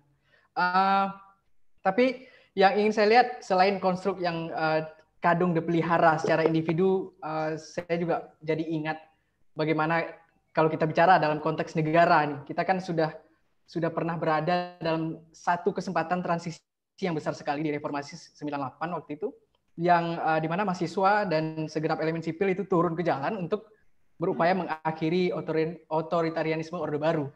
Nah, apa yang tersisa sekarang? Saya ingin tanya ke Kak Asvin, Orde Baru, sekarang kita sudah era reformasi dan sudah berapa tahun berjalan, menyambung yang tadi Kak, ketika Fadi tanyakan, walaupun ada undang-undang yang mencegah, yang menegaskan bahwa dilarang untuk berlaku diskriminatif terhadap ras dan etnik, tapi ada tidak negara secara struktural lewat regulasi-regulasinya melahirkan satu kebijakan yang diskriminatif terhadap warga negara. Mungkin Kak Asvin bisa memberi gambaran. Ya, terima kasih pertanyaannya Bu Adi, karena pertanyaannya ini mempertajam diskusi kita, dan jelas sekali pertanyaannya karena tahu, bukan karena nggak tahu gitu ya. Asik. Nah, kalau kita lihat konsep pelanggaran HAM yang berat, maka kalau kita bicara struktural gitu ya, pelanggaran HAM yang berat, maka dia sebetulnya yang disebut sistematis itu tidak hanya sebuah undang-undang atau kebijakan yang tertulis, tapi ini juga bisa yang tidak tertulis. Nah, di Indonesia kebijakan tidak tertulis itu bisa kita tahu dari mana? Dari kasus-kasus yang polanya identik dan berulang dari tahun ke tahun berbelas-belas tahun. Dalam kasus Papua itu jelas sekali ya, tadi misalnya kekerasan, penanganan terhadap demonstran, penanganan terhadap tersangka yang dari Papua. Saya punya pengalaman menarik. Jadi dulu waktu saya di LBH Jakarta kan saya masih menangani kasus bolak-balik ke kantor polisi. Sering sekali itu menangani demonstran gitu ya, ditangkap. Biasa malam-malam kan ditangkapnya gitu. Terus di ruangan itu juga ada pencuri gitu, pencuri rampok ya, mungkin begitu, saya kurang tahu, tapi intinya dia mencuri semacam itulah, entah merampok dan lain-lain. Polisi kemudian bilang begini, ini di Polres Jakarta Pusat. Polres Jakarta Pusat itu Polres terkenal paling baik karena dia menangani istana ya, ring 1 gitu, jadi orangnya lebih berbudaya, beradab daripada di Jakarta Utara yang nangani pelabuhan, lebih ngeri lah, lebih sangar gitu. Ini untuk menunjukkan di tempat yang ring 1 Polresnya begini. Terus kemudian dia nanya begini nih, kamu orang mana? Kamu orang Palembang ya? Gitu. Terus saya langsung nengok, nih orang ini melakukan stigma dan lain-lain. Tapi ini buat bercandaan, celakanya kemudian yang ditangkap bilang iya gitu ya. Jadi kemudian saya bilang, wah ini polisinya akan semakin terkonstruksi otaknya bahwa stigma dia benar. Jadi artinya sebetulnya penegak hukum pun mempraktekkan rasisme itu. Nah itu kalau soal dan menurut saya di luar undang-undang yang lebih operasional dan memakan korban sangat banyak itu ya kebijakan ini gitu. Dan itu secara ajaib itu dari Polres ke Polres di lintas Polda semua memiliki kira-kira kesamaan kebijakan, misalnya menangani Papua atau Aceh dulu. Dan saya curiga ini sebetulnya juga diproduksi di kelas-kelas pelatihan mereka gitu sehingga bisa sama. Kalau kebijakan di Indonesia banyak ya, misalnya kalau Jogja itu melarang orang dari etnis Tionghoa untuk memiliki tanah gitu ya, ini tahun 2020. Ya itu masih hidup di bahkan misalnya begini, secara diam-diam etnis Tionghoa gitu ya, atau orang-orang dengan keyakinan tertentu itu kan tidak diizinkan menjadi tentara, meskipun tentu saja mereka tidak akan menulis itu di dalam kebijakannya, persis karena mereka ingin melestarikan, melanggengkan itu dan tidak ketahuan. Jadi kebijakan-kebijakan itu samar gitu. Tapi sebetulnya kita bisa dengan mudah membongkar itu kalau kita lihat dari pemantauan dan kekonsistenan penerapannya. Nah, semoga menjawab ya, Bung Fuadi. Terima kasih. Oke. Banyak juga yang pengen saya tanya ini. Tapi karena kita tahu bahwa forum ini bukan cuma punya moderator dan pembicaranya, ada 60 peserta yang sudah bergabung bersama kita di sini, luar biasa. Dan ada juga beberapa perwakilan dari himpunan mahasiswa Papua yang juga sudah datang langsung, Bang Putra, ke Kontras. Dan ini menarik nih kalau kita mencoba menggali dari teman-teman Papua sendiri, ingin berpendapat dengan menggunakan perspektifnya, melihat apa yang disampaikan oleh Kak Asvin sama Bang Putra tadi. Tapi saya bingung nih mau minta ke siapa ini. Mungkin dari siapa ya? Ini ramai sekali nih teman-teman.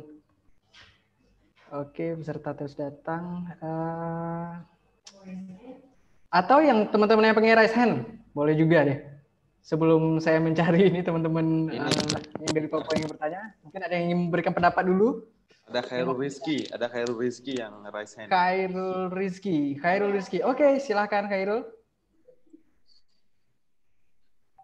Oke, izin dengaran ya? Terdengar. Ya, selamat sore Kak Asvin, Bang Putra dan saudara moderator. Saya Khairul Rizky ya, ingin bertanya ya, yang pertanyaan ini berangkat dari asumsi saya, di mana asumsi saya itu adalah banyak ya sebab-sebab yang menghasilkan rasisme, misalnya primordial, patrialisme, kemudian patriarki, fasisme dan lain-lain lah, banyak. Nah, kemudian saya mencoba melihat rasisme ini menjadi lebih besar ya.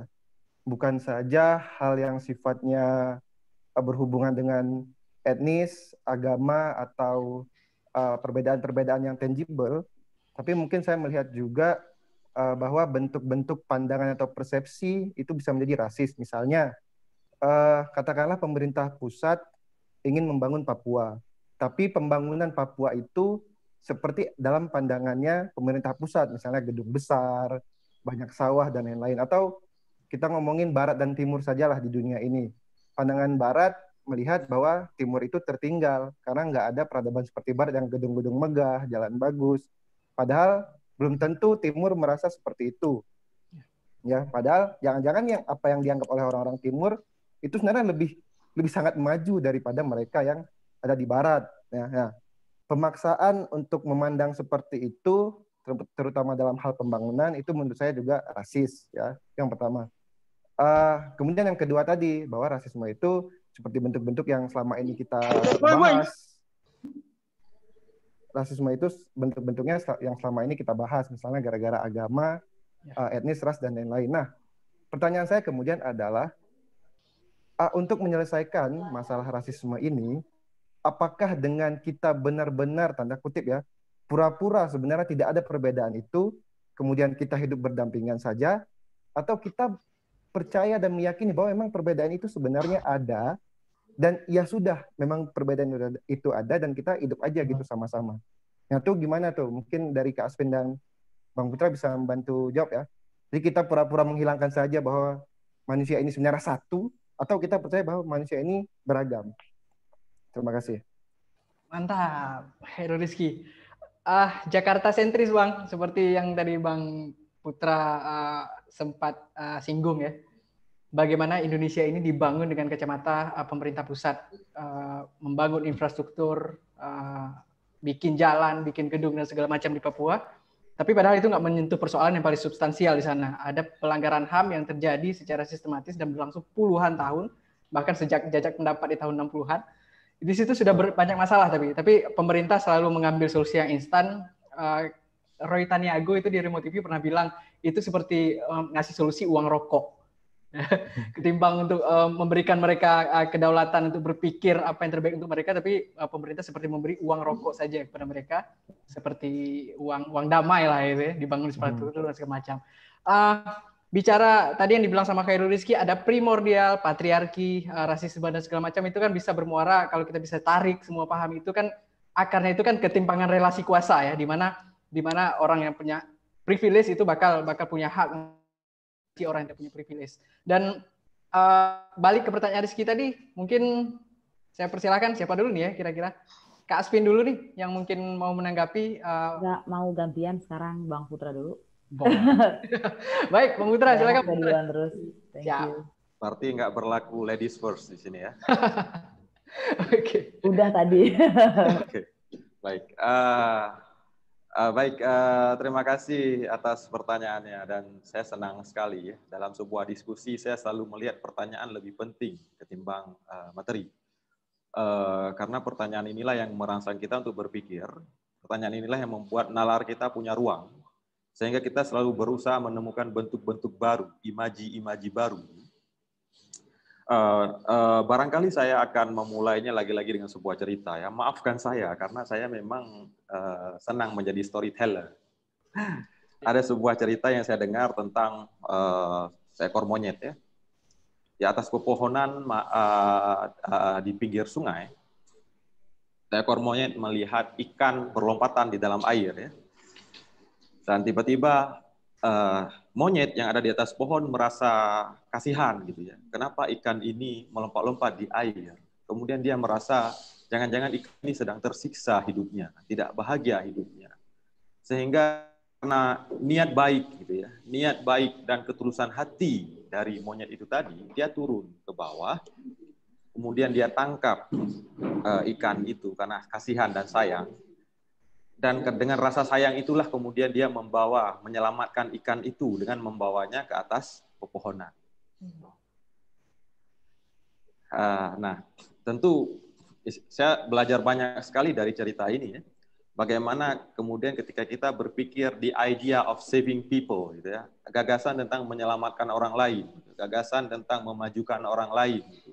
Terutama dengan memakai perspektif kita sendiri, ya, apalagi ditambah dengan pola-pola yang top down, yang itu lazim sekali kita temukan. Ya, kita bisa melihat, mungkin bisa kita bikin survei atau kita bisa lihat bagaimana pembangunan itu terjadi. Apakah dia dimulai bottom up, langsung dari top down. Nah, menarik sekali memang pandangan dari Khairul Rizky ini. Terutama juga pertanyaannya ya, bagaimana seharusnya kita melihat manusia? Terus terang, saya mungkin tidak menjawab atau mungkin membiarkan pertanyaan ini mengganggu para audiens, karena dengan itulah kita akan memulai perbincangan atau mengganggu pikiran kita untuk melihat ini lebih serius. Ya. Kalau ditanya pertanyaan sederhana, saya akan menjawab dengan hal sederhana. Apakah manusia harus dilihat sama, pura-pura tidak melihat perbedaan? Kalau saya pribadi, ini secara pandangan pribadi ya, saya bagaimana kita seenggaknya saya sendiri to see reality as it is, gitu. Melihat kenyataan sebagaimana dia adanya, bukan the reality as we want it to be, dengan kenyataan yang kita inginkan. Tentu kita ingin yang baik-baik, kita ingin yang aman-aman, kita ingin yang menyenangkan, tapi kenyataan tidak seperti itu. Nah, kalau saya sih lebih memilih bagaimana kita melihat kenyataan sebagaimana. Kalau dia memang, kita tahu bahwa dalam keluarga saja, saya dengan adik saya berbeda, saya dengan ibu saya sendiri yang paling dekat itu berbeda. Ibu saya perempuan, saya laki-laki. Kemudian cara adik saya yang cowok pun yang sama-sama cowok, selalu memakai pakaian yang berbeda, punya cara hobi dan cara melihat realitas hidup yang berbeda-beda. Nah, saya kira saya pribadi masih percaya pada pengetahuan. Nah, tujuan dari pengetahuan adalah membuat kita melihat realitas sedekat mungkin, bukan hanya sekedar anggapan-anggapan yang itu rentan terjatuh pada kekeliruan, rentan membuat kita terjebak dalam ketidakbijaksanaan dalam membuat keputusan. Nah, mungkin kalau saya akan menjawab dengan cara seperti itu. Tapi pertanyaan Saudara Rizky ini pertanyaan besar yang saya ingin kita semua mencoba merenung-renungkan dan menemukan jawabannya seperti apa. Saya kira demikian. Mudah-mudahan cukup mengganggu dan bisa memberi satu pemanasan. Terima kasih, Ali. Mantap. Ya, makasih Bang Putra. Kalau pikir-pikir pertanyaannya Khairul Rizky tadi, saya jadi ingat pemaparan dari Bang Afan Ramli di sesi diskusi awal, bicara tentang rasisme, akar dan dampaknya juga, di sisi pertama ya. Beliau mengatakan pembedaan itu terjadi secara natural ya. Manusia itu kan memiliki kemampuan untuk mengklasifikasi dan mencoba untuk memudahkan cara dia melihat itu dengan membeda-bedakan gitu. Jadi itu sebagai yang saya tangkap dari penjelasan Bang Afan itu sebagai kondisi yang alamiah, kita ingin membeda-bedakan. Tapi justru yang menjadi masalah adalah ketika pembedaan itu yang terjadi secara natural yang ada di kita itu diteruskan dengan menegasikan orang lain gitu. Pembedaan itu menjadi ajang untuk kita mendominasi antara satu dengan yang lain. Itu mungkin letak masalah di situ gitu. Jadi kalau kita berpikir tidak mungkin memang kenyataan kita tidak satu, kita hidup beragam dengan segala yang kita punya, tapi ketika keberagaman itu menjadi satu alat untuk menjajah yang lain, itu baru permasalahan di situ. Mungkin seperti itu ya. Tapi penjelasan Kak Asmin dulu deh. Saya pun nggak bawa materi soalnya. Oke. Ya, saya sudah sepakat pertanyaannya Bung Khairul Rizky luar biasa gitu ya. Saya senang sekali melihat tingkat kekritisan forum ini gitu. Saya belajar banyak. Jadi memang banyak diskriminasi yang terjadi karena berbagai hal. Etnisitas itu kan salah satu, yang lainnya adalah kelas sosial, macam-macam, warna kulit ya, dan lain-lain, gender dan lain-lain. Dan bias-bias itu memang sulit sekali, kecuali kalau kita sangat sadar gitu ya, punya pengetahuan, kita bisa menghapuskan bias itu. Dan banyak sekali sebetulnya pembangunan di Indonesia didasarkan atas bias itu. Misalnya orang yang disebut sejahtera adalah yang lantai rumahnya tidak tanah. Dan kalau kita datang ke daerah-daerah, ke desa-desa, mereka jelas-jelas kualitas hidupnya lebih bagus dari orang yang lantainya tidak tanah. Misalnya saja kalau di Jakarta itu rata-rata tahu itu asem gitu ya. Saya pernah mau naik pesawat turun di Jogja nggak bisa, ada kecelakaan, akhirnya turun di Solo dan harus jalan 2 jam. Jadi saya mampir di warung pinggir jalan, bukan warung bagus gitu, dan makan tahunya saya langsung kayak, aduh enak sekali ini ya gitu ya. Jadi selama ini saya makan sampah nih di Jakarta, tahunya asem banget gitu. Juga yang lain-lain. Jadi bias-bias itu sangat kentara dan diskriminasi dan mungkin yang dimaksudkan adalah Khairul Rizky memang diskriminasi itu nanti dia bisa berlapis gitu ya. Jadi kan teorinya dia bisa tunggal, dia bisa multiple. Yang multiple ini ada 2 lagi, yang interseksional, yang saling beririsan, atau yang dia cuma bertambah aja. Jadi kalau misalnya bertambah, kebetulan dia orang Aceh, kebetulan dia perempuan. Orang Aceh di Indonesia di stigma, atau orang Papua orang Papua di Indonesia di stigma, orang perempuan didiskriminasi juga. Sehingga dia kena double ketika dia jadi perempuan Papua atau jadi perempuan Aceh. Nah, tetapi ada yang interseksi yang beririsan, yaitu hanya karena dia perempuan dan Papua maka dia terkena diskriminasi. Contohnya apa? Misalnya, atau kebalikannya justru, hanya karena dia laki-laki dan Papua dia kena diskriminasi. Misalnya, perempuan yang berada di perbatasan dengan Papua Nugini, orang Papua gitu, perempuan Papua, cenderung aman gitu, tapi kalau laki-laki akan dianggap OPM dan ditembak. Nah, itu artinya ketika kita bandingkan, ya dia karena laki-laki dan Papua. Karena kalau laki-laki non etnis Papua ada di perbatasan, juga nggak akan ditembak. Nah, jadi saya sangat sepakat ini adalah refleksi yang mendalam dari tadi Khairul Rizky.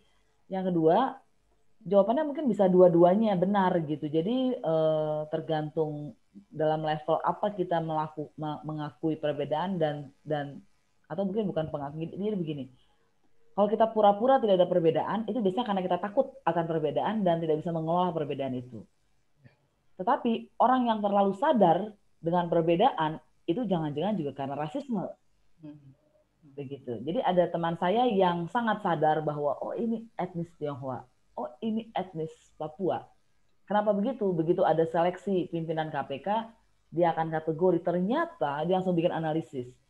Ternyata 50%-nya adalah etnis Papua misalnya. Apakah ini ada dominasi Papua? Gitu ya. Nah, sedangkan kalau kita menerima orang apa adanya untuk hal tertentu itu nggak perlu analisis etnis. Nah, tetapi memang kita harus hati-hati ketika kita tidak mau melakukan pengakuan. Pengakuan itu di dalam hak asasi manusia adalah sebuah satu jalan menuju pemberian hak, acknowledgement gitu, karena misalnya ada pasal 20 berapa ya, saya kok tadi mau masukin ke slide yang ini tapi kok lupa. Nanti yang saya bagikan saya berikan. Jadi dalam Kovenan Hak Sipil dan Politik di pasal-pasal akhirnya 20-an itu disebutkan 20-an akhir 27 kalau nggak salah disebutkan dari suatu negara yang memiliki kelompok minoritas berdasarkan suku bangsa, agama dan bahasa itu mereka harus diperbolehkan untuk menjalankan sendiri bahasa, agama dan itu budayanya sesuai dengan budaya mereka itu. Jadi ketika kita melakukan pengakuan, sebetulnya kita juga memberikan hak, tapi kalau kita terlalu sadar, itu sebetulnya otak kita nggak beres, karena harusnya yang kita nilai adalah apakah dia bisa masuk kerja ini karena punya kapasitas, tapi yang kita lihat apakah rambutnya keriting atau tidak. Terima kasih. Oke, terima kasih Kak Asvin atas tanggapannya sementara ini. Saya ingin mendengar tanggapan dari teman-teman. Udah ramai sekali nih, 65 partisipan yang ada di forum ini. Yusfani ada di sini? Yusfani? Ada. Oke, Yusfani silakan memberikan gambaran sedikit tentang pemaparan materi ini. Mungkin kira-kira ada yang mau ditanggapi. Silakan. Oke, baik.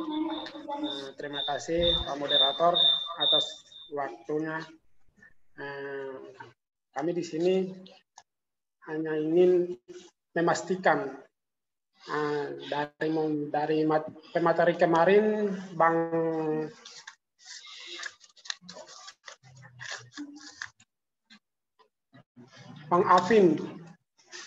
Afin mengatakan bahwasanya rasisme itu timbul dari pengelompokan manusia atau bisa timbul dari ras atau warna kulit, rambut.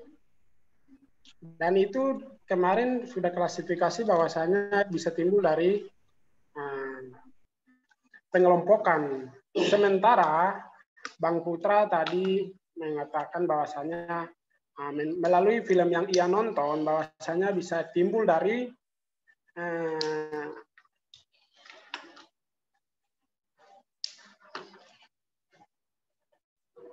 ilustrasi.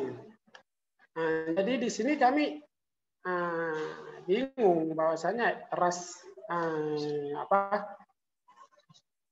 bingung bahwasanya rasisme ini sebenarnya dia muncul dari mana? Apakah dari ilustrasi manusia atau timbul dari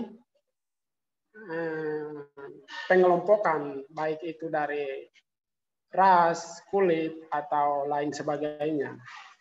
Itu yang kami ingin tanya. Terima kasih. Mungkin dilanjutkan oleh kawan saya, Octavianus. Silakan, Octavianus. Baik, Bang. Terima kasih atas kesempatannya. Di samping rumahnya.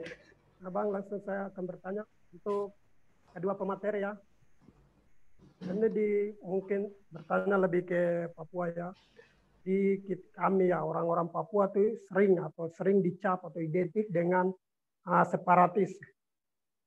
Nah, ini biasa berulang-ulang kali terjadi, ada kegiatan sedikit pun dianggap separatis, dan separatis ini selalunya dikenakan pasar makar dan cepat mudah dikenakan pasar makar.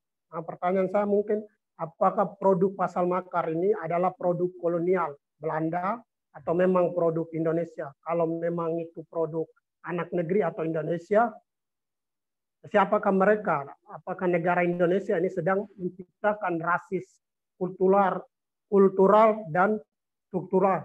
Apakah itu negara Indonesia sedang menciptakan rasis kultural atau struktural? Ini pertanyaan untuk kedua narasumber. Baik, Bang. Oke, baik. Iya, terima kasih. Sebenarnya ingin saya persilahkan untuk langsung menjawab, tapi ini karena juga waktu nggak banyak lagi, saya ingin persilahkan teman-teman yang lain yang udah ingin bertanya. Ada Rinta Yusna dari Jawa Timur. Mbak Rinta? Adakah? Rinta Yusna. Tadi katanya ingin bertanya, mungkin kita persilahkan juga.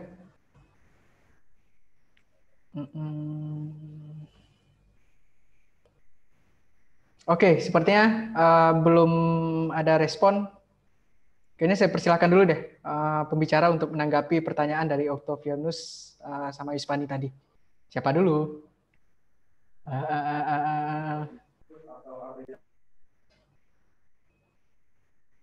Masih mute tuh, Bang Putra? Oke. Kita mau pakai ladies first atau ar-rijalu qawwamuna nisa? Oke. Tergantung tafsir dari ayat tadi itu. Mbak Asvin dulu deh. Oke, Mbak Asvin dulu. Oke, ganti-gantian ya. Iya, saya berarti cukup yang makar ya, seingat saya ya, yang harus saya jawab ya. Karena tadi kan ke Bang Putra ya. Jadi makar itu sebetulnya adalah yang sekarang ada itu dari Kitab Undang-Undang Hukum Pidana Belanda yang diberlakukan untuk wilayah jajahannya yaitu Indonesia atau Hindia Belanda. Jadi kalau kita, dan itu diberlakukan di Indonesia dengan Undang-Undang 146. Kalau sempat teman-teman iseng-iseng buka deh Undang-Undang 146, itu menarik sekali karena nanti di situ misalnya secara semena-mena gubernur jenderal diganti menjadi presiden. Emang gubernur jenderal itu sama dengan presiden kan? Enggak, itu menarik sekali. Ada pasal-pasal di KUHP yang melarang mempertontonkan cara hidup di Indonesia. Itu kan karena Belanda nggak mau ketahuan menjajah secara kejam gitu di Indonesia. Nah, masalahnya kemudian sudah menjadi bagian dari Indonesia, dan tadi saya katakan tidak ada penerjemahan secara resmi terhadap apa yang disebut makar itu, sehingga dengan sangat mudah dan secara gegabah semua aksi Papua itu disebut makar. Sebetulnya pada Orde Lama, jadi pada masa Orde Lama penerapan pasal makar ini masih benar. Misalnya yang terkena Daniel Alexander Maukar, dia tuh nembakin Istana Negara. Jadi ini dia pilot Auri gitu ya. Terus dia bawa pesawat, dia tembak Istana Negara, ya ditangkap lah dia pasti kena. Nah, terus kemudian ada 4 aktivis gerakan pemuda Islam Indonesia yang ngelempar granat ke Soekarno di Cikini gitu, di Jakarta Pusat, meledak tapi Soekarno-nya selamat. Jadi ada serangan gitu. Tapi di masa Orde Baru sekarang, Orde Baru dan kemudian Reformasi. Sorry, saya ngomongnya Orde Baru melulu sekarang karena semakin lama semakin identik pemerintahan yang sekarang dengan Orde Baru. Saya hampir sama ya. Semakin identik, saya setelah bolak-balik ngomongnya Orde Baru jadinya. Jadi gini, misalnya kalau kita lihat itu sekarang memang sangat gegabah ya. Yang terakhir sebenarnya kan teman-teman yang lain-lain itu termasuk Surya Anta dan kawan-kawan dan mantan ketua BEM Uncen itu kan dituntutnya 10 tahun penjara karena makar itu ya. Tapi mereka kenanya cuma bulanan. Itu kalau orang hukum yang biasa beracara di pengadilan tahu, itu sebetulnya orang itu nggak salah. Cuma karena dia sudah keburu ditahan sama polisi, hakim mikir kalau dia bebasin, nanti masyarakat akan menuntut. Dan dia nanti masih akan berhubungan sama jaksa, setiap hari ketemu, hubungan gak bagus. macem-macem lah ya gitu, hubungan jadi nggak enak, jadi dihukum dengan sesuai masa tahanan, itu tanda orang itu nggak bersalah. Nah masalahnya di RKUHP makar dimasukkan lagi ke dalam RKUHP, bahkan pasal-pasal subversif, penghinaan presiden yang sudah diputuskan enggak sama MK dimasukkan lagi. Terima kasih. Oke, baik. Selanjutnya saya persilakan Bang Putra. Baik, terima kasih atas pertanyaannya ya. Pertanyaan ini mengingatkan saya pada sebuah ungkapan dari seorang pengarang yang saya kagumi ya, Khalil Gibran. Jadi Gibran suatu ketika pernah menulis kebingungan adalah awal dari ilmu pengetahuan. Bagus sekali ada kebingungan yang seperti ini, mudah-mudahan bisa menjadi jalan masuk untuk mengeksplor lebih jauh tentang rasisme. Kemarin saya mendengar sekilas dari uraian Bang Afan ya, tentang kecenderungan manusia yang saya pikir memang untuk membedakan atau mengidentifikasi. Ya. Misalnya di depan saya ada HP, kemudian di sini ada air minum, botol minum. Ketika kita melihat satu objek, kita memang pikiran kita akan melakukan pembedaan, ya, pekerjaan yang sangat ilmiah, alamiah, ya, pembedaan terbawa dalam ini. Nah, dalam konteks-konteks tertentu, pembedaan itu juga kadang terjadi bukan karena bawaan setara alamiahnya seperti itu, tapi itu bisa pembedaan yang terjadi karena konstruksi sosial, karena dia disepakati, dia ada konvensi di bahwa orang Papua misalnya dipercaya misalnya pintar-pintar, atau orang Papua misalnya dianggap tertinggal, misalnya, atau orang Papua dianggap bodoh misalnya. Itu sesuatu yang terjadi karena bisa terjadi karena konstruksi, sehingga membentuk belief seperti saya katakan tadi ya, ada belief terhadap satu objek atau terhadap sekelompok manusia gitu. Nah, apakah belief ini benar ada? Nah, kemudian itulah sebenarnya pembahasan ini bisa menjadi sangat mendalam. Sebagaimana di dalam film yang saya nonton itu, dokumenter itu, hasil penelitian genetik, bahwa secara gen, secara biologi itu memang tidak ada pembagian sebagaimana yang dipahami oleh manusia, yang dianggap sebagai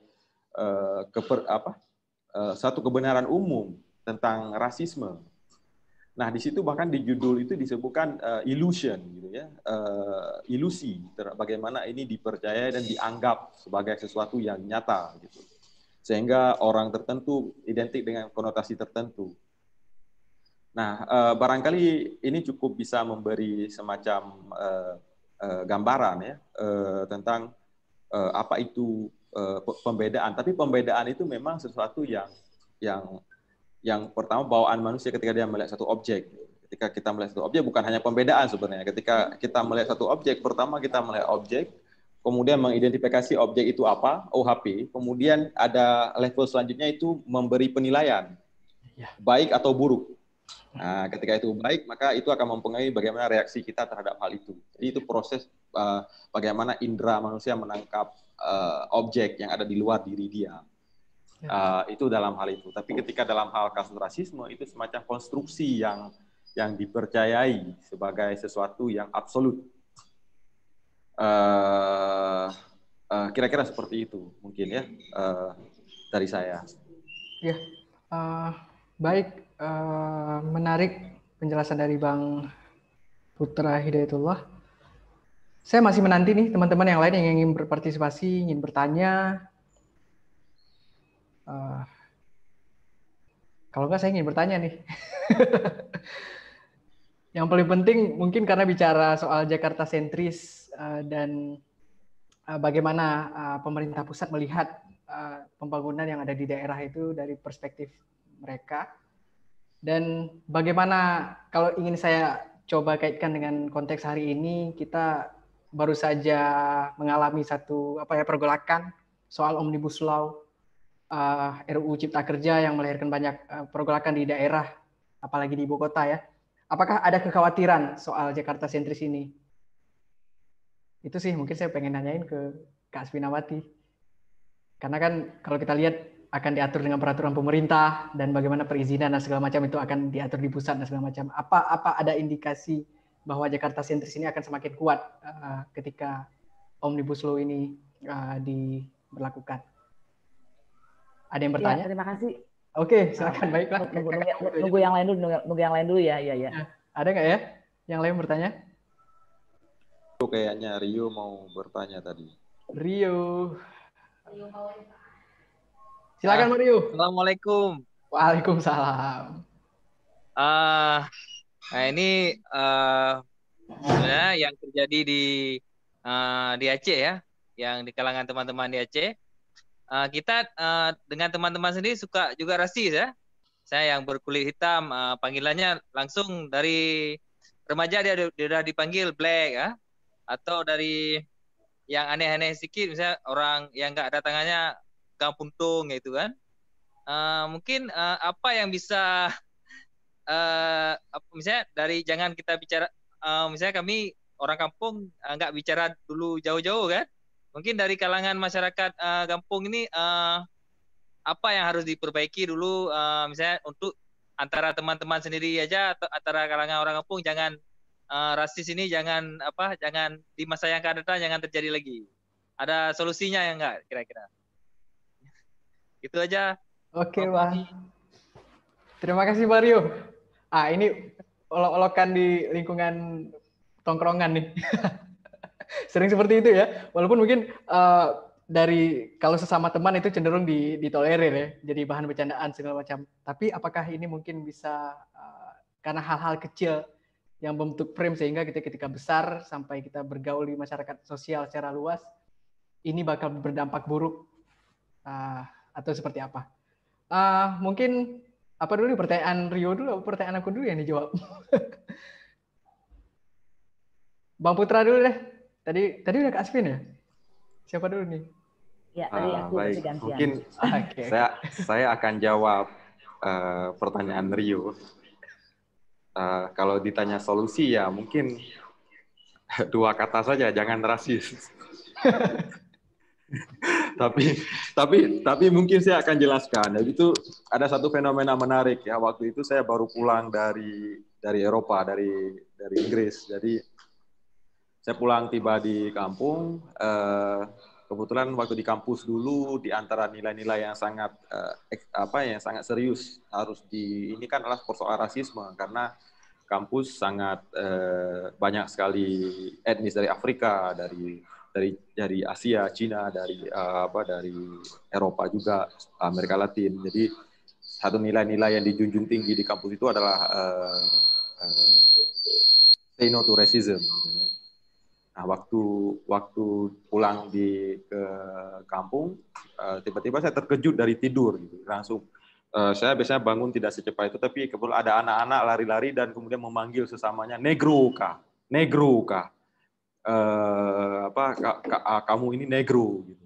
Kamu negro. Jadi ejekan-ejekan yang membuat saya agak shock gitu, terkejut gitu. Yang saya akui memang hal-hal seperti itu tidak hanya khas di Aceh ya, saya rasa memang ada di mana-mana dan juga mungkin di Eropa, di luar kampus juga ada yang seperti itu. Di Amerika kita lihat sendiri bagaimana dengan Black Lives Matter.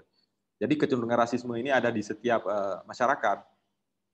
Nah, kalau saya persoalan ini ditanya tentang solusi mungkin bagaimana ya? Bagaimana kita? Tapi ini sebenarnya kenapa dia ada, karena tidak ada, saya teringat satu ungkapan gitu ya, tidak ada sesuatu dapat tumbuh karena makanan. Kalau tidak ada makanan. Kenapa gagasan itu tumbuh? Karena ada makanan gitu. Kita memberi dia umpan gitu. Kita memberi dia makanan dengan apa? Dengan tertawaan, membuat kita merasa terhibur dengan itu. Nah, itu memberi makanan untuk pola seperti itu terus terulang lagi. Atau bahkan tidak memberi semacam kalau di Aceh misalnya orang akan marah kalau kita menghina Tengku misalnya ya, akan marah orang ya. Tapi itu ada satu nilai yang bagus misalnya. Tapi bagaimana nilai ini juga bekerja ketika kita menghina manusia yang lain misalnya, karena warna kulit dia yang hitam kan bisa kita panggil kleng misalnya ya. Dan saya cukup paham lah itu ya, karena saya juga tinggal di kampung. Tapi itu bukan khas kampung, tapi ada di berbagai wilayah, bahkan di perkotaan juga ada yang namanya rasisme. saya kira demikian. Jangan memberi umpan atau tidak memberi ruang. Setidaknya kalau saya mungkin agak naif ya, agak terlalu klise jawabannya ya. Maksudnya tidak menggunakan itu dari diri sendiri, tidak memulai memberi apresiasi terhadap gejala-gejala yang seperti itu, termasuk misalnya tidak hanya soal seperti itu, juga soal seksisme terhadap perempuan misalnya. Itu juga lazim. Misalnya ada sekelompok orang duduk di kedai kopi, ada perempuan, kemudian dia juga dengan nada seksisme juga kental dan terjadi di sekitar kita. Dan saya kira caranya seperti itu. Saya sih masih percaya dengan pengetahuan lah, bagaimana kita melihat ini, sama-sama melihat ini sebagai sebuah persoalan. Dengan secara tidak langsung kita tidak memberi legitimasi atau merespon joke-joke seperti itu dengan tertawaan ya. Jadi itu justru memberi makanan untuk dia terus tumbuh dan berevolusi menjadi semakin besar dan semakin besar. Wah. Saya kira demikian. Bahaya berarti Bang ya. dari joke sehari-hari gitu ya, tapi ternyata bisa tumbuh kalau dipercaya secara sosial dan dilanggengkan, itu bisa jadi dampak yang sangat buruk. Untuk Bang Rio, mungkin teman-teman yang lain yang penasaran gimana sebenarnya psikologis dari bagaimana rasisme ini bisa tumbuh. Sebenarnya kita masih punya diskusi tentang rasisme ini di sesi 3 minggu depan ya, itu membahas dari sisi psikologis barengan Kak Yulia di Reskia. Jadi mungkin dari situ teman-teman bisa juga menanyakan hal yang seperti ini ya. Masih ada pertanyaan kira-kira? Karena saya nggak sabar nih Kak Asvin jawab pertanyaan saya. Oke, Kak Jen, saya persilahkan. Silakan Kak. Unmute masih? Oke, silakan. Halo, selamat sore. Hai. Jelas ya suaranya ya? Jelas, Kak. Jelas, alhamdulillah. Siap. Selamat sore, assalamualaikum. Salam. Waalaikumsalam. Buat Mas Fuadi, terima kasih sudah memoderasi acara ini. Salam kenal.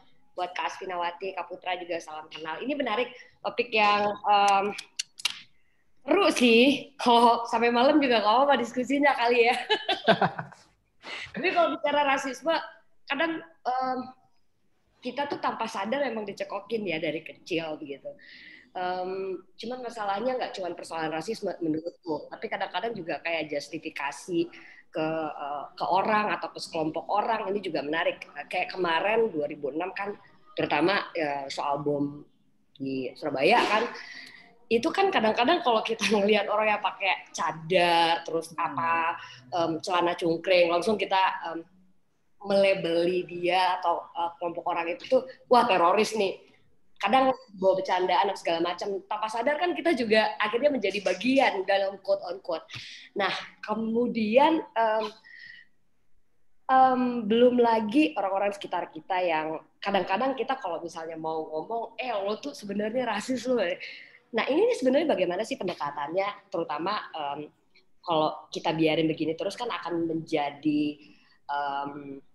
budaya yang tertanam ke adik-adik kita kelak gitu loh. Gimana sih mungkin saran deh atau kayak tips lah gitu supaya nanti kita bisa ngajarin adik-adik kita, orang-orang sekitar kita, atau mengingatkan orang tua, orang terdekat kita bahwa ini nih salah loh gitu loh. Biar mereka kita sendirilah minimal itu nggak rasis ke orang-orang terdekat dan orang-orang yang kita kenal, gitu aja sih supaya sosial. Terima kasih. Siap, terima kasih banyak Kak Jen. Kali ini saya persilahkan Kak Asfinawati, silakan menanggapi.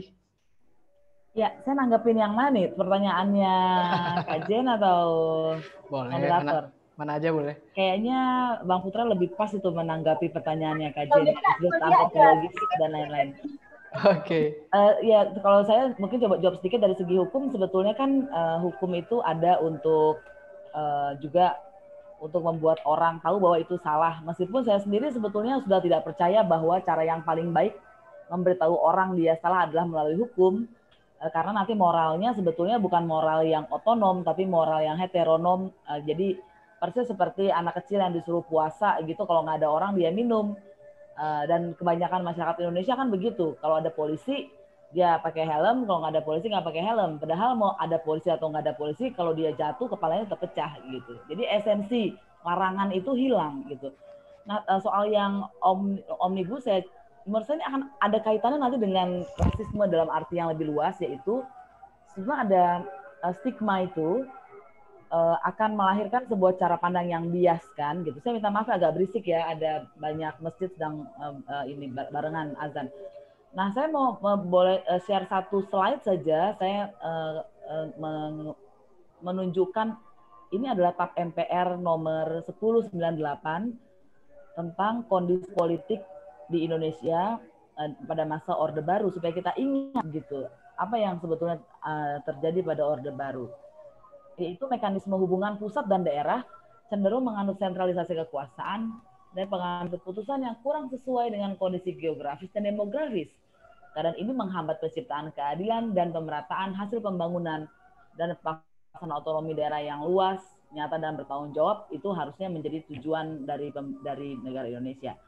Nah, karena semua tersentral, itu sebetulnya kan meskipun motifnya awalnya mungkin ekonomi, bukan mungkin, motifnya adalah ekonomi, yaitu semua izin, biaya-biaya izin itu masuk ke pusat, dan ada keinginan sentralisasi kekuasaan, tapi sesungguhnya hukum yang norma itu pasti akan membawa hukum yang makna, yaitu dia akan melahirkan sebuah pemahaman tertentu di masyarakat bahwa yang lebih utama adalah pusat, dan seringkali kemudian itu akan berhubungan dengan yang pusat itu adalah yang lebih bagus, berarti yang lebih dipercaya, dan orang yang di daerah tidak lebih pinter atau bahkan lebih tidak pinter.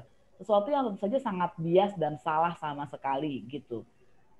Nah, dan sebetulnya ujung terjauh dari sentralisme itu bisa menimbulkan cara pandang yang nanti bisa macam-macam, termasuk rasisme kalau nanti dikaitkan dengan keberadaan etnis-etnis di daerah. Terima kasih.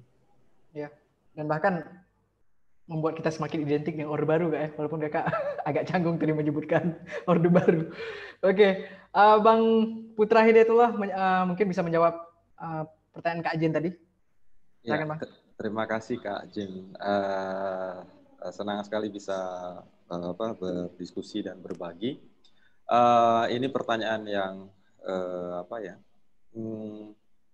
membuat saya berpikir bagaimana ya. Mungkin ketika kasus misalnya di Surabaya, pemboman di Surabaya membuat kita kemudian menjadi takut melihat orang bercadar, ya. Saya rasa itu sesuatu yang mirip-mirip dengan kejadian kenapa hari ini kalau di depan kita ada api, kita akan menghindar.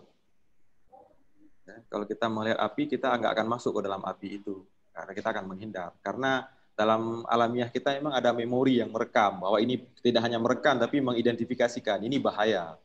Ini bahaya, ini bahaya. Itu sesuatu yang alamiah terjadi dalam diri manusia ketika dia berhubungan dengan satu peristiwa atau satu objek. Makanya kemudian ada peristiwa trauma.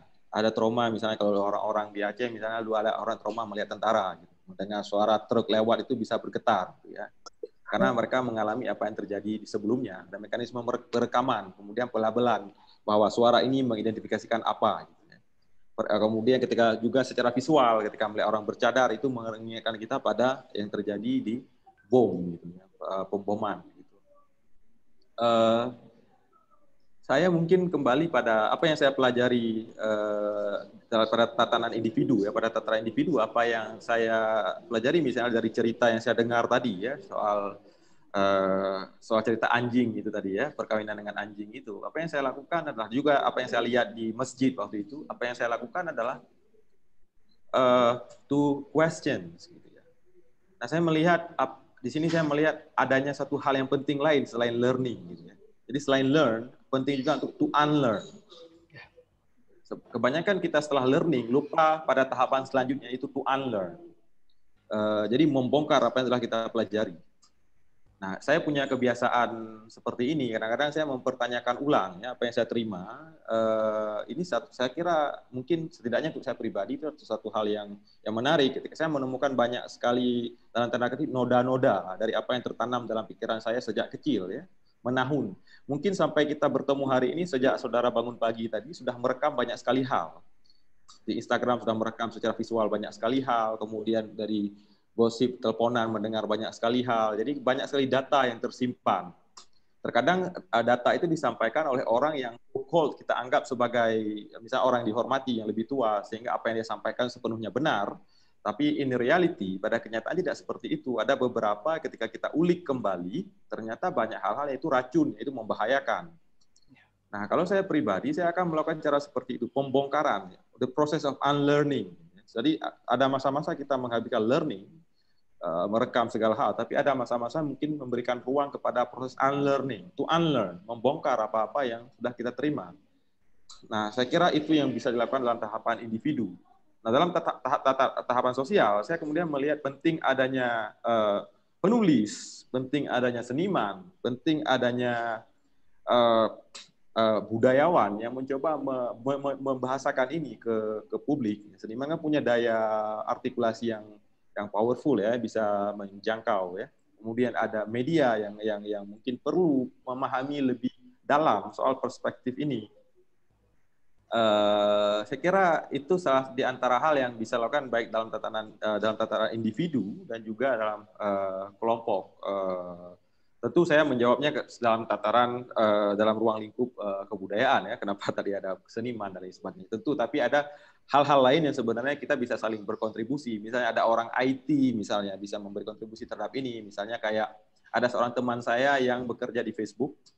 Jadi setiap hari kerjanya itu agak santai, yaitu menghapus postingan-postingan yang dilaporkan rasis atau lain sebagainya.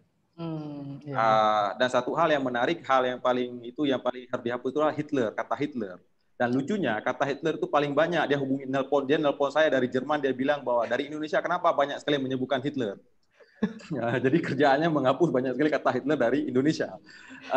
Itu mungkin dalam hal-hal seperti itu kita misalnya dalam grup WA ataupun apa, mungkin kita bisa memberi satu pandangan dengan cara yang pendekatan kita masing-masing ya, yang kira-kira tidak juga memicu persoalan baru dengan cara kita merespon. Saya kira demikian. Dari sementara sambilan saya berpikir lagi. Menarik. Saya selalu ingat itu kata-kata Bang Putra, kalau ada waktunya kita learn dan ada waktunya kita unlearn ya. Artinya barangkali ini yang persoalan dari banyak orang, termasuk mungkin saya sendiri, kita cenderung nyaman dengan apa yang kita ketahui hari ini dan kita nggak pengen bahwa proses yang udah lama kita tempuh untuk mendapatkan satu pengetahuan ini dibongkar ulang.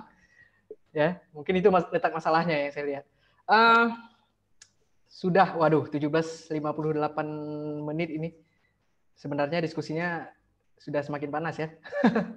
Atau mungkin ada yang bertanya? Oke. Oh ya, di chat ya. Saya jadi ingin baca chat ini. Oke. Ini saya ingin bertanya, orang sering menilai dirinya lebih rendah dari orang lain. Oh, ini Muhammad Ikram ya. Oke. Saya ingin bertanya, orang sering menilai dirinya lebih rendah dari orang lain dikarenakan perbedaan penampilan. Contohnya A menilai B lebih pandai dikarenakan B menggunakan kacamata. Hal ini terjadi hanya gara-gara penampilan tanpa melihat latar belakang B, sehingga A merasa tidak mampu, bahkan tidak jarang langsung berhenti untuk tumbuh. Apakah hal tersebut tergolong rasisme dan bagaimana cara menanggulangi hal tersebut? Ini mungkin menarik juga kalau bisa dibahas di pertemuan minggu depan ini. Yang soal sisi psikologis ya, melihat rasisme ini seperti apa. Kemudian ada pertanyaan, waduh ini private kirimnya, homofobik itu termasuk rasisme apa enggak? Mau tahu pendapat dari kedua narasumber bagaimana cara mengurangi rasis terhadap orang dengan orientasi seks berbeda. Ya, boleh kalau dibacakan boleh. Oh ini maksudnya kalau bisa dijawab sama kedua pemateri soal homofobik. Nah, ini keren pertanyaannya. Siapa dulu yang mau jawab? Saya persilahkan Mbak Svin dulu deh. Oke, terima kasih pertanyaannya penting.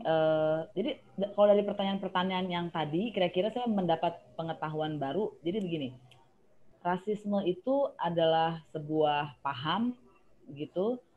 Dan dia menimbulkan diskriminasi. Karena saya orang hukum, saya akan lihatnya dari segi hukum. Nah, tapi itu hanya kalau dalam segi pandangan hukum, rasisme atau perbedaan pandangan yang memperkenalkan atau yang berpendapat bahwa orang bisa berbeda karena rasnya atau etnisnya, itu hanya satu sebab orang melakukan diskriminasi. Dalam Kovenan Hak Sipil Politik saya bacakan saja ya, tanpa pembedaan apapun seperti ras, warna kulit, jenis kelamin, bahasa, agama, politik, atau pendapat lain, asal-usul kebangsaan atau sosial, kekayaan, kelahiran, atau status sosial lainnya. Jadi rasisme itu melahirkan diskriminasi, dan pertanyaan-pertanyaan kawan-kawan yang tadi yang banyak semua itu masuk di dalam rumpun besarnya, yaitu diskriminasinya.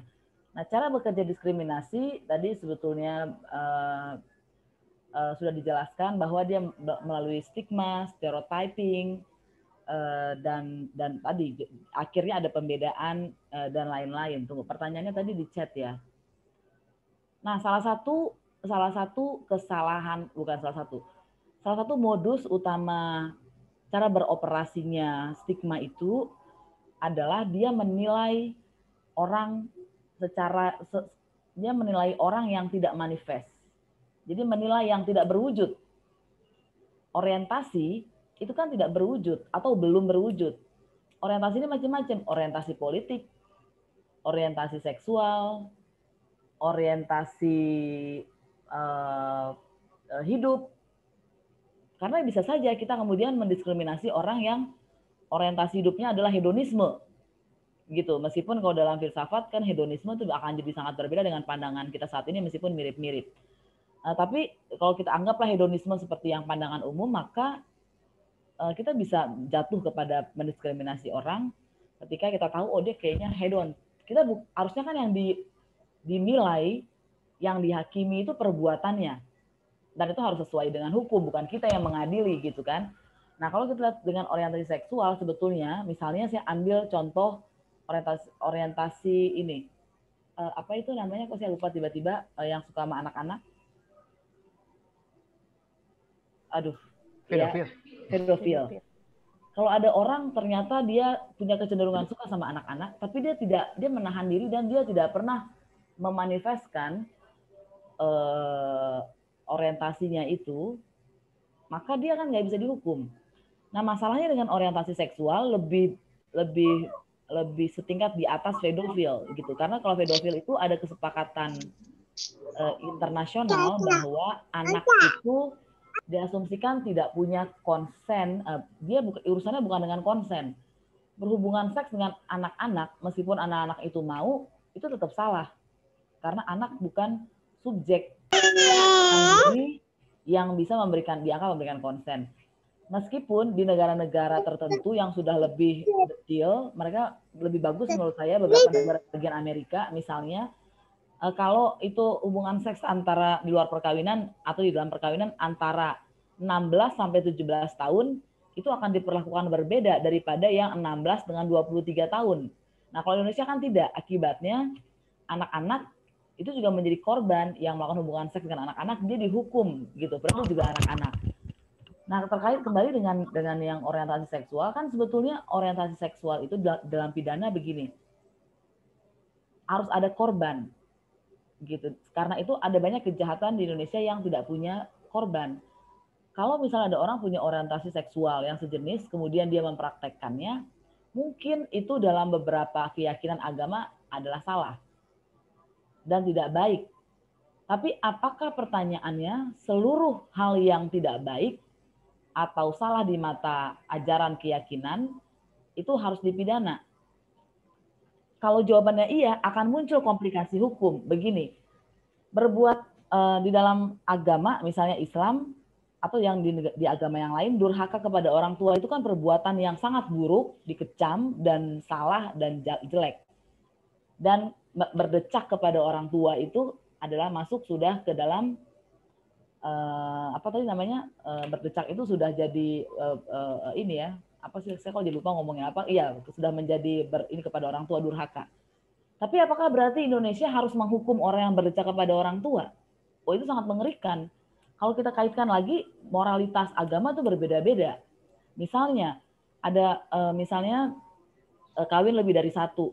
Ada agama tertentu yang monogami tertutup mutlak. Tapi ada agama-agama keyakinan yang boleh poligami asalkan ada syarat-syarat yang adil, gitu meskipun tafsirnya beda-beda.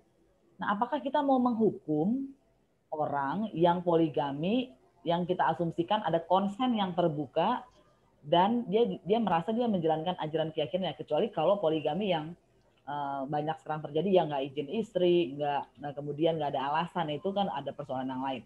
Tapi saya mau katakan itu sebetulnya cuma saya jadikan contoh untuk mengatakan hukum negara itu harus berdiri di atas semua moralitas, keyakinan individual. Karena kalau enggak, dia menjadi tidak adil. Dan yang pasti tidak adil adalah mengadili pikiran atau orientasi. Karena itu saya menolak orang, karena itu saya menolak negara melarang HTI sebagai ajaran. Karena dia harusnya sah saja sebagai ajaran. Kalau dia kemudian melakukan pemboman untuk membuat Indonesia jadi HTI, itu persoalan yang lain, tapi bukan persoalan HTI-nya, tapi ngebomnya. Terima kasih. Baik, terima kasih Kak Asvin sudah menjawab dengan sangat jelas ya. Kita udah tiba di penghujung waktu di jam 6:07 di sini. Mungkin sebelum mengakhiri pertemuan, saya juga ingin mendengar closing statement nih dari masing-masing pembicara kita. Bang Putra, mungkin ada yang mau dijawab pertanyaan-pertanyaan para peserta tadi, sekaligus ingin memberi closing statement. Silakan Bang. Baik, terima kasih. Saya kira tadi sudah cukup terwakili.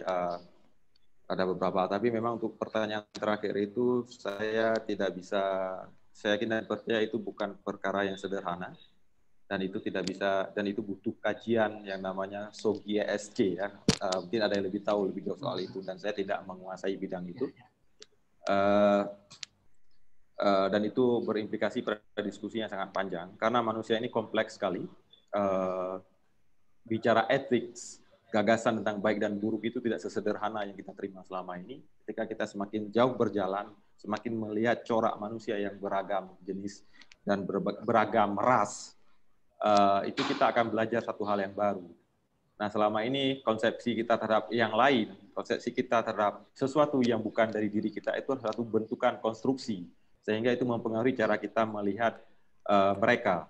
Nah, saya pikir di antara hal yang paling penting itulah memperbanyak perjalanan, ya, baik perjalanan fisik ataupun selama, karena saya banyak hal, saya sempat menghabiskan waktu untuk backpacker dan saya belajar banyak hal. Kemudian perjalanan dalam tanda kutip tidak hanya perjalanan fisik dalam konteks pandemi seperti ini tidak memungkinkan, tapi perjalanan intelektual, ya. Perjalanan dalam artian bersifat pikiran seperti yang sedang kita lakukan saat ini. Perjalanan juga perjalanan misalnya dengan membaca karya sastra dari beragam kultur yang berbeda. Memahami kembali bagaimana manusia dan pikiran manusia bekerja. Saya kira itu adalah hal yang penting untuk kita menjadi lebih bijaksana dan tidak menjadi kejam terhadap yang berbeda selain dengan ras kita misalnya, dan juga dalam hal-hal lainnya. Mungkin saya akan menutup dengan satu statement dari seorang yang bijak, ya. Bunyinya, do unto others what you don't want others do unto you. Lakukanlah terhadap orang lain apa-apa yang kamu jangan lakukan terhadap orang lain apa-apa yang kamu ingin orang lain tidak ingin lakukan terhadapmu. Kalau kita ingin dihormati, kalau kita ingin ras saya dihormati sebagai ras saya dilahirkan, maka hormatilah ras yang berbeda. Kalau Anda ingin diterima dengan baik, terimalah orang lain dengan baik. Jadi sebenarnya termasuk pada hal yang sangat sederhana, ketika Anda masuk ke dalam WC yang bersih, nyaman, maka ketika Anda keluar dari WC juga biarkan hal yang sama juga dialami oleh orang lain. Saya kira demikian sebagai closing statement dari saya, kira-kira. Mantap, super sekali Bang. Oke, kita lanjut ke Kak Asvin, ingin memberikan closing statement, silakan Kak. Ya, saya nggak bisa lebih bagus lagi dari yang sudah disebutkan tadi ya. Saya sebenarnya mau ngomong yang mirip. Tapi mungkin begini, hukum itu tidak akan pernah cukup sebetulnya, karena hukum itu adalah bolak-balik, dia bisa menjadi norma yang mengatur masyarakat, tapi dia sebetulnya juga bisa dibuat karena kepentingan dan apa yang hidup di masyarakat. Nah, dalam membaca hukum kita harus memahami itu sehingga tidak selamanya yang ada di dalam hukum adalah benar. Jadi ketika kita melihat sebuah ketidakadilan ada di dalam hukum, rasisme atau bias-bias lain yang kita bicarakan tadi, menghakimi orientasi politik orang, menghakimi orientasi seksual orang, menghakimi aliran politik orang, maka kita tidak bisa berlindung di balik, oh hukumnya begitu akan saya ikuti. Tugas kita sebagai manusia adalah membuat peradaban kemanusiaan menjadi lebih baik, membuat hukum lebih baik, karena hukum bukan buat hukum, tapi hukum untuk manusia. Terima kasih. Baik, terima kasih Kak Asvin dan Bang Putra Hidayatullah. Luar biasa, ini udah jam 18:11 di Aceh, ini hampir maghrib. Ya. Walaupun di Jawa tadi udah azan ya. Pertemuan untuk membahas rasisme, akar dan dampaknya itu akan masih berlanjut minggu depan, itu dengan pemateri yang berbeda.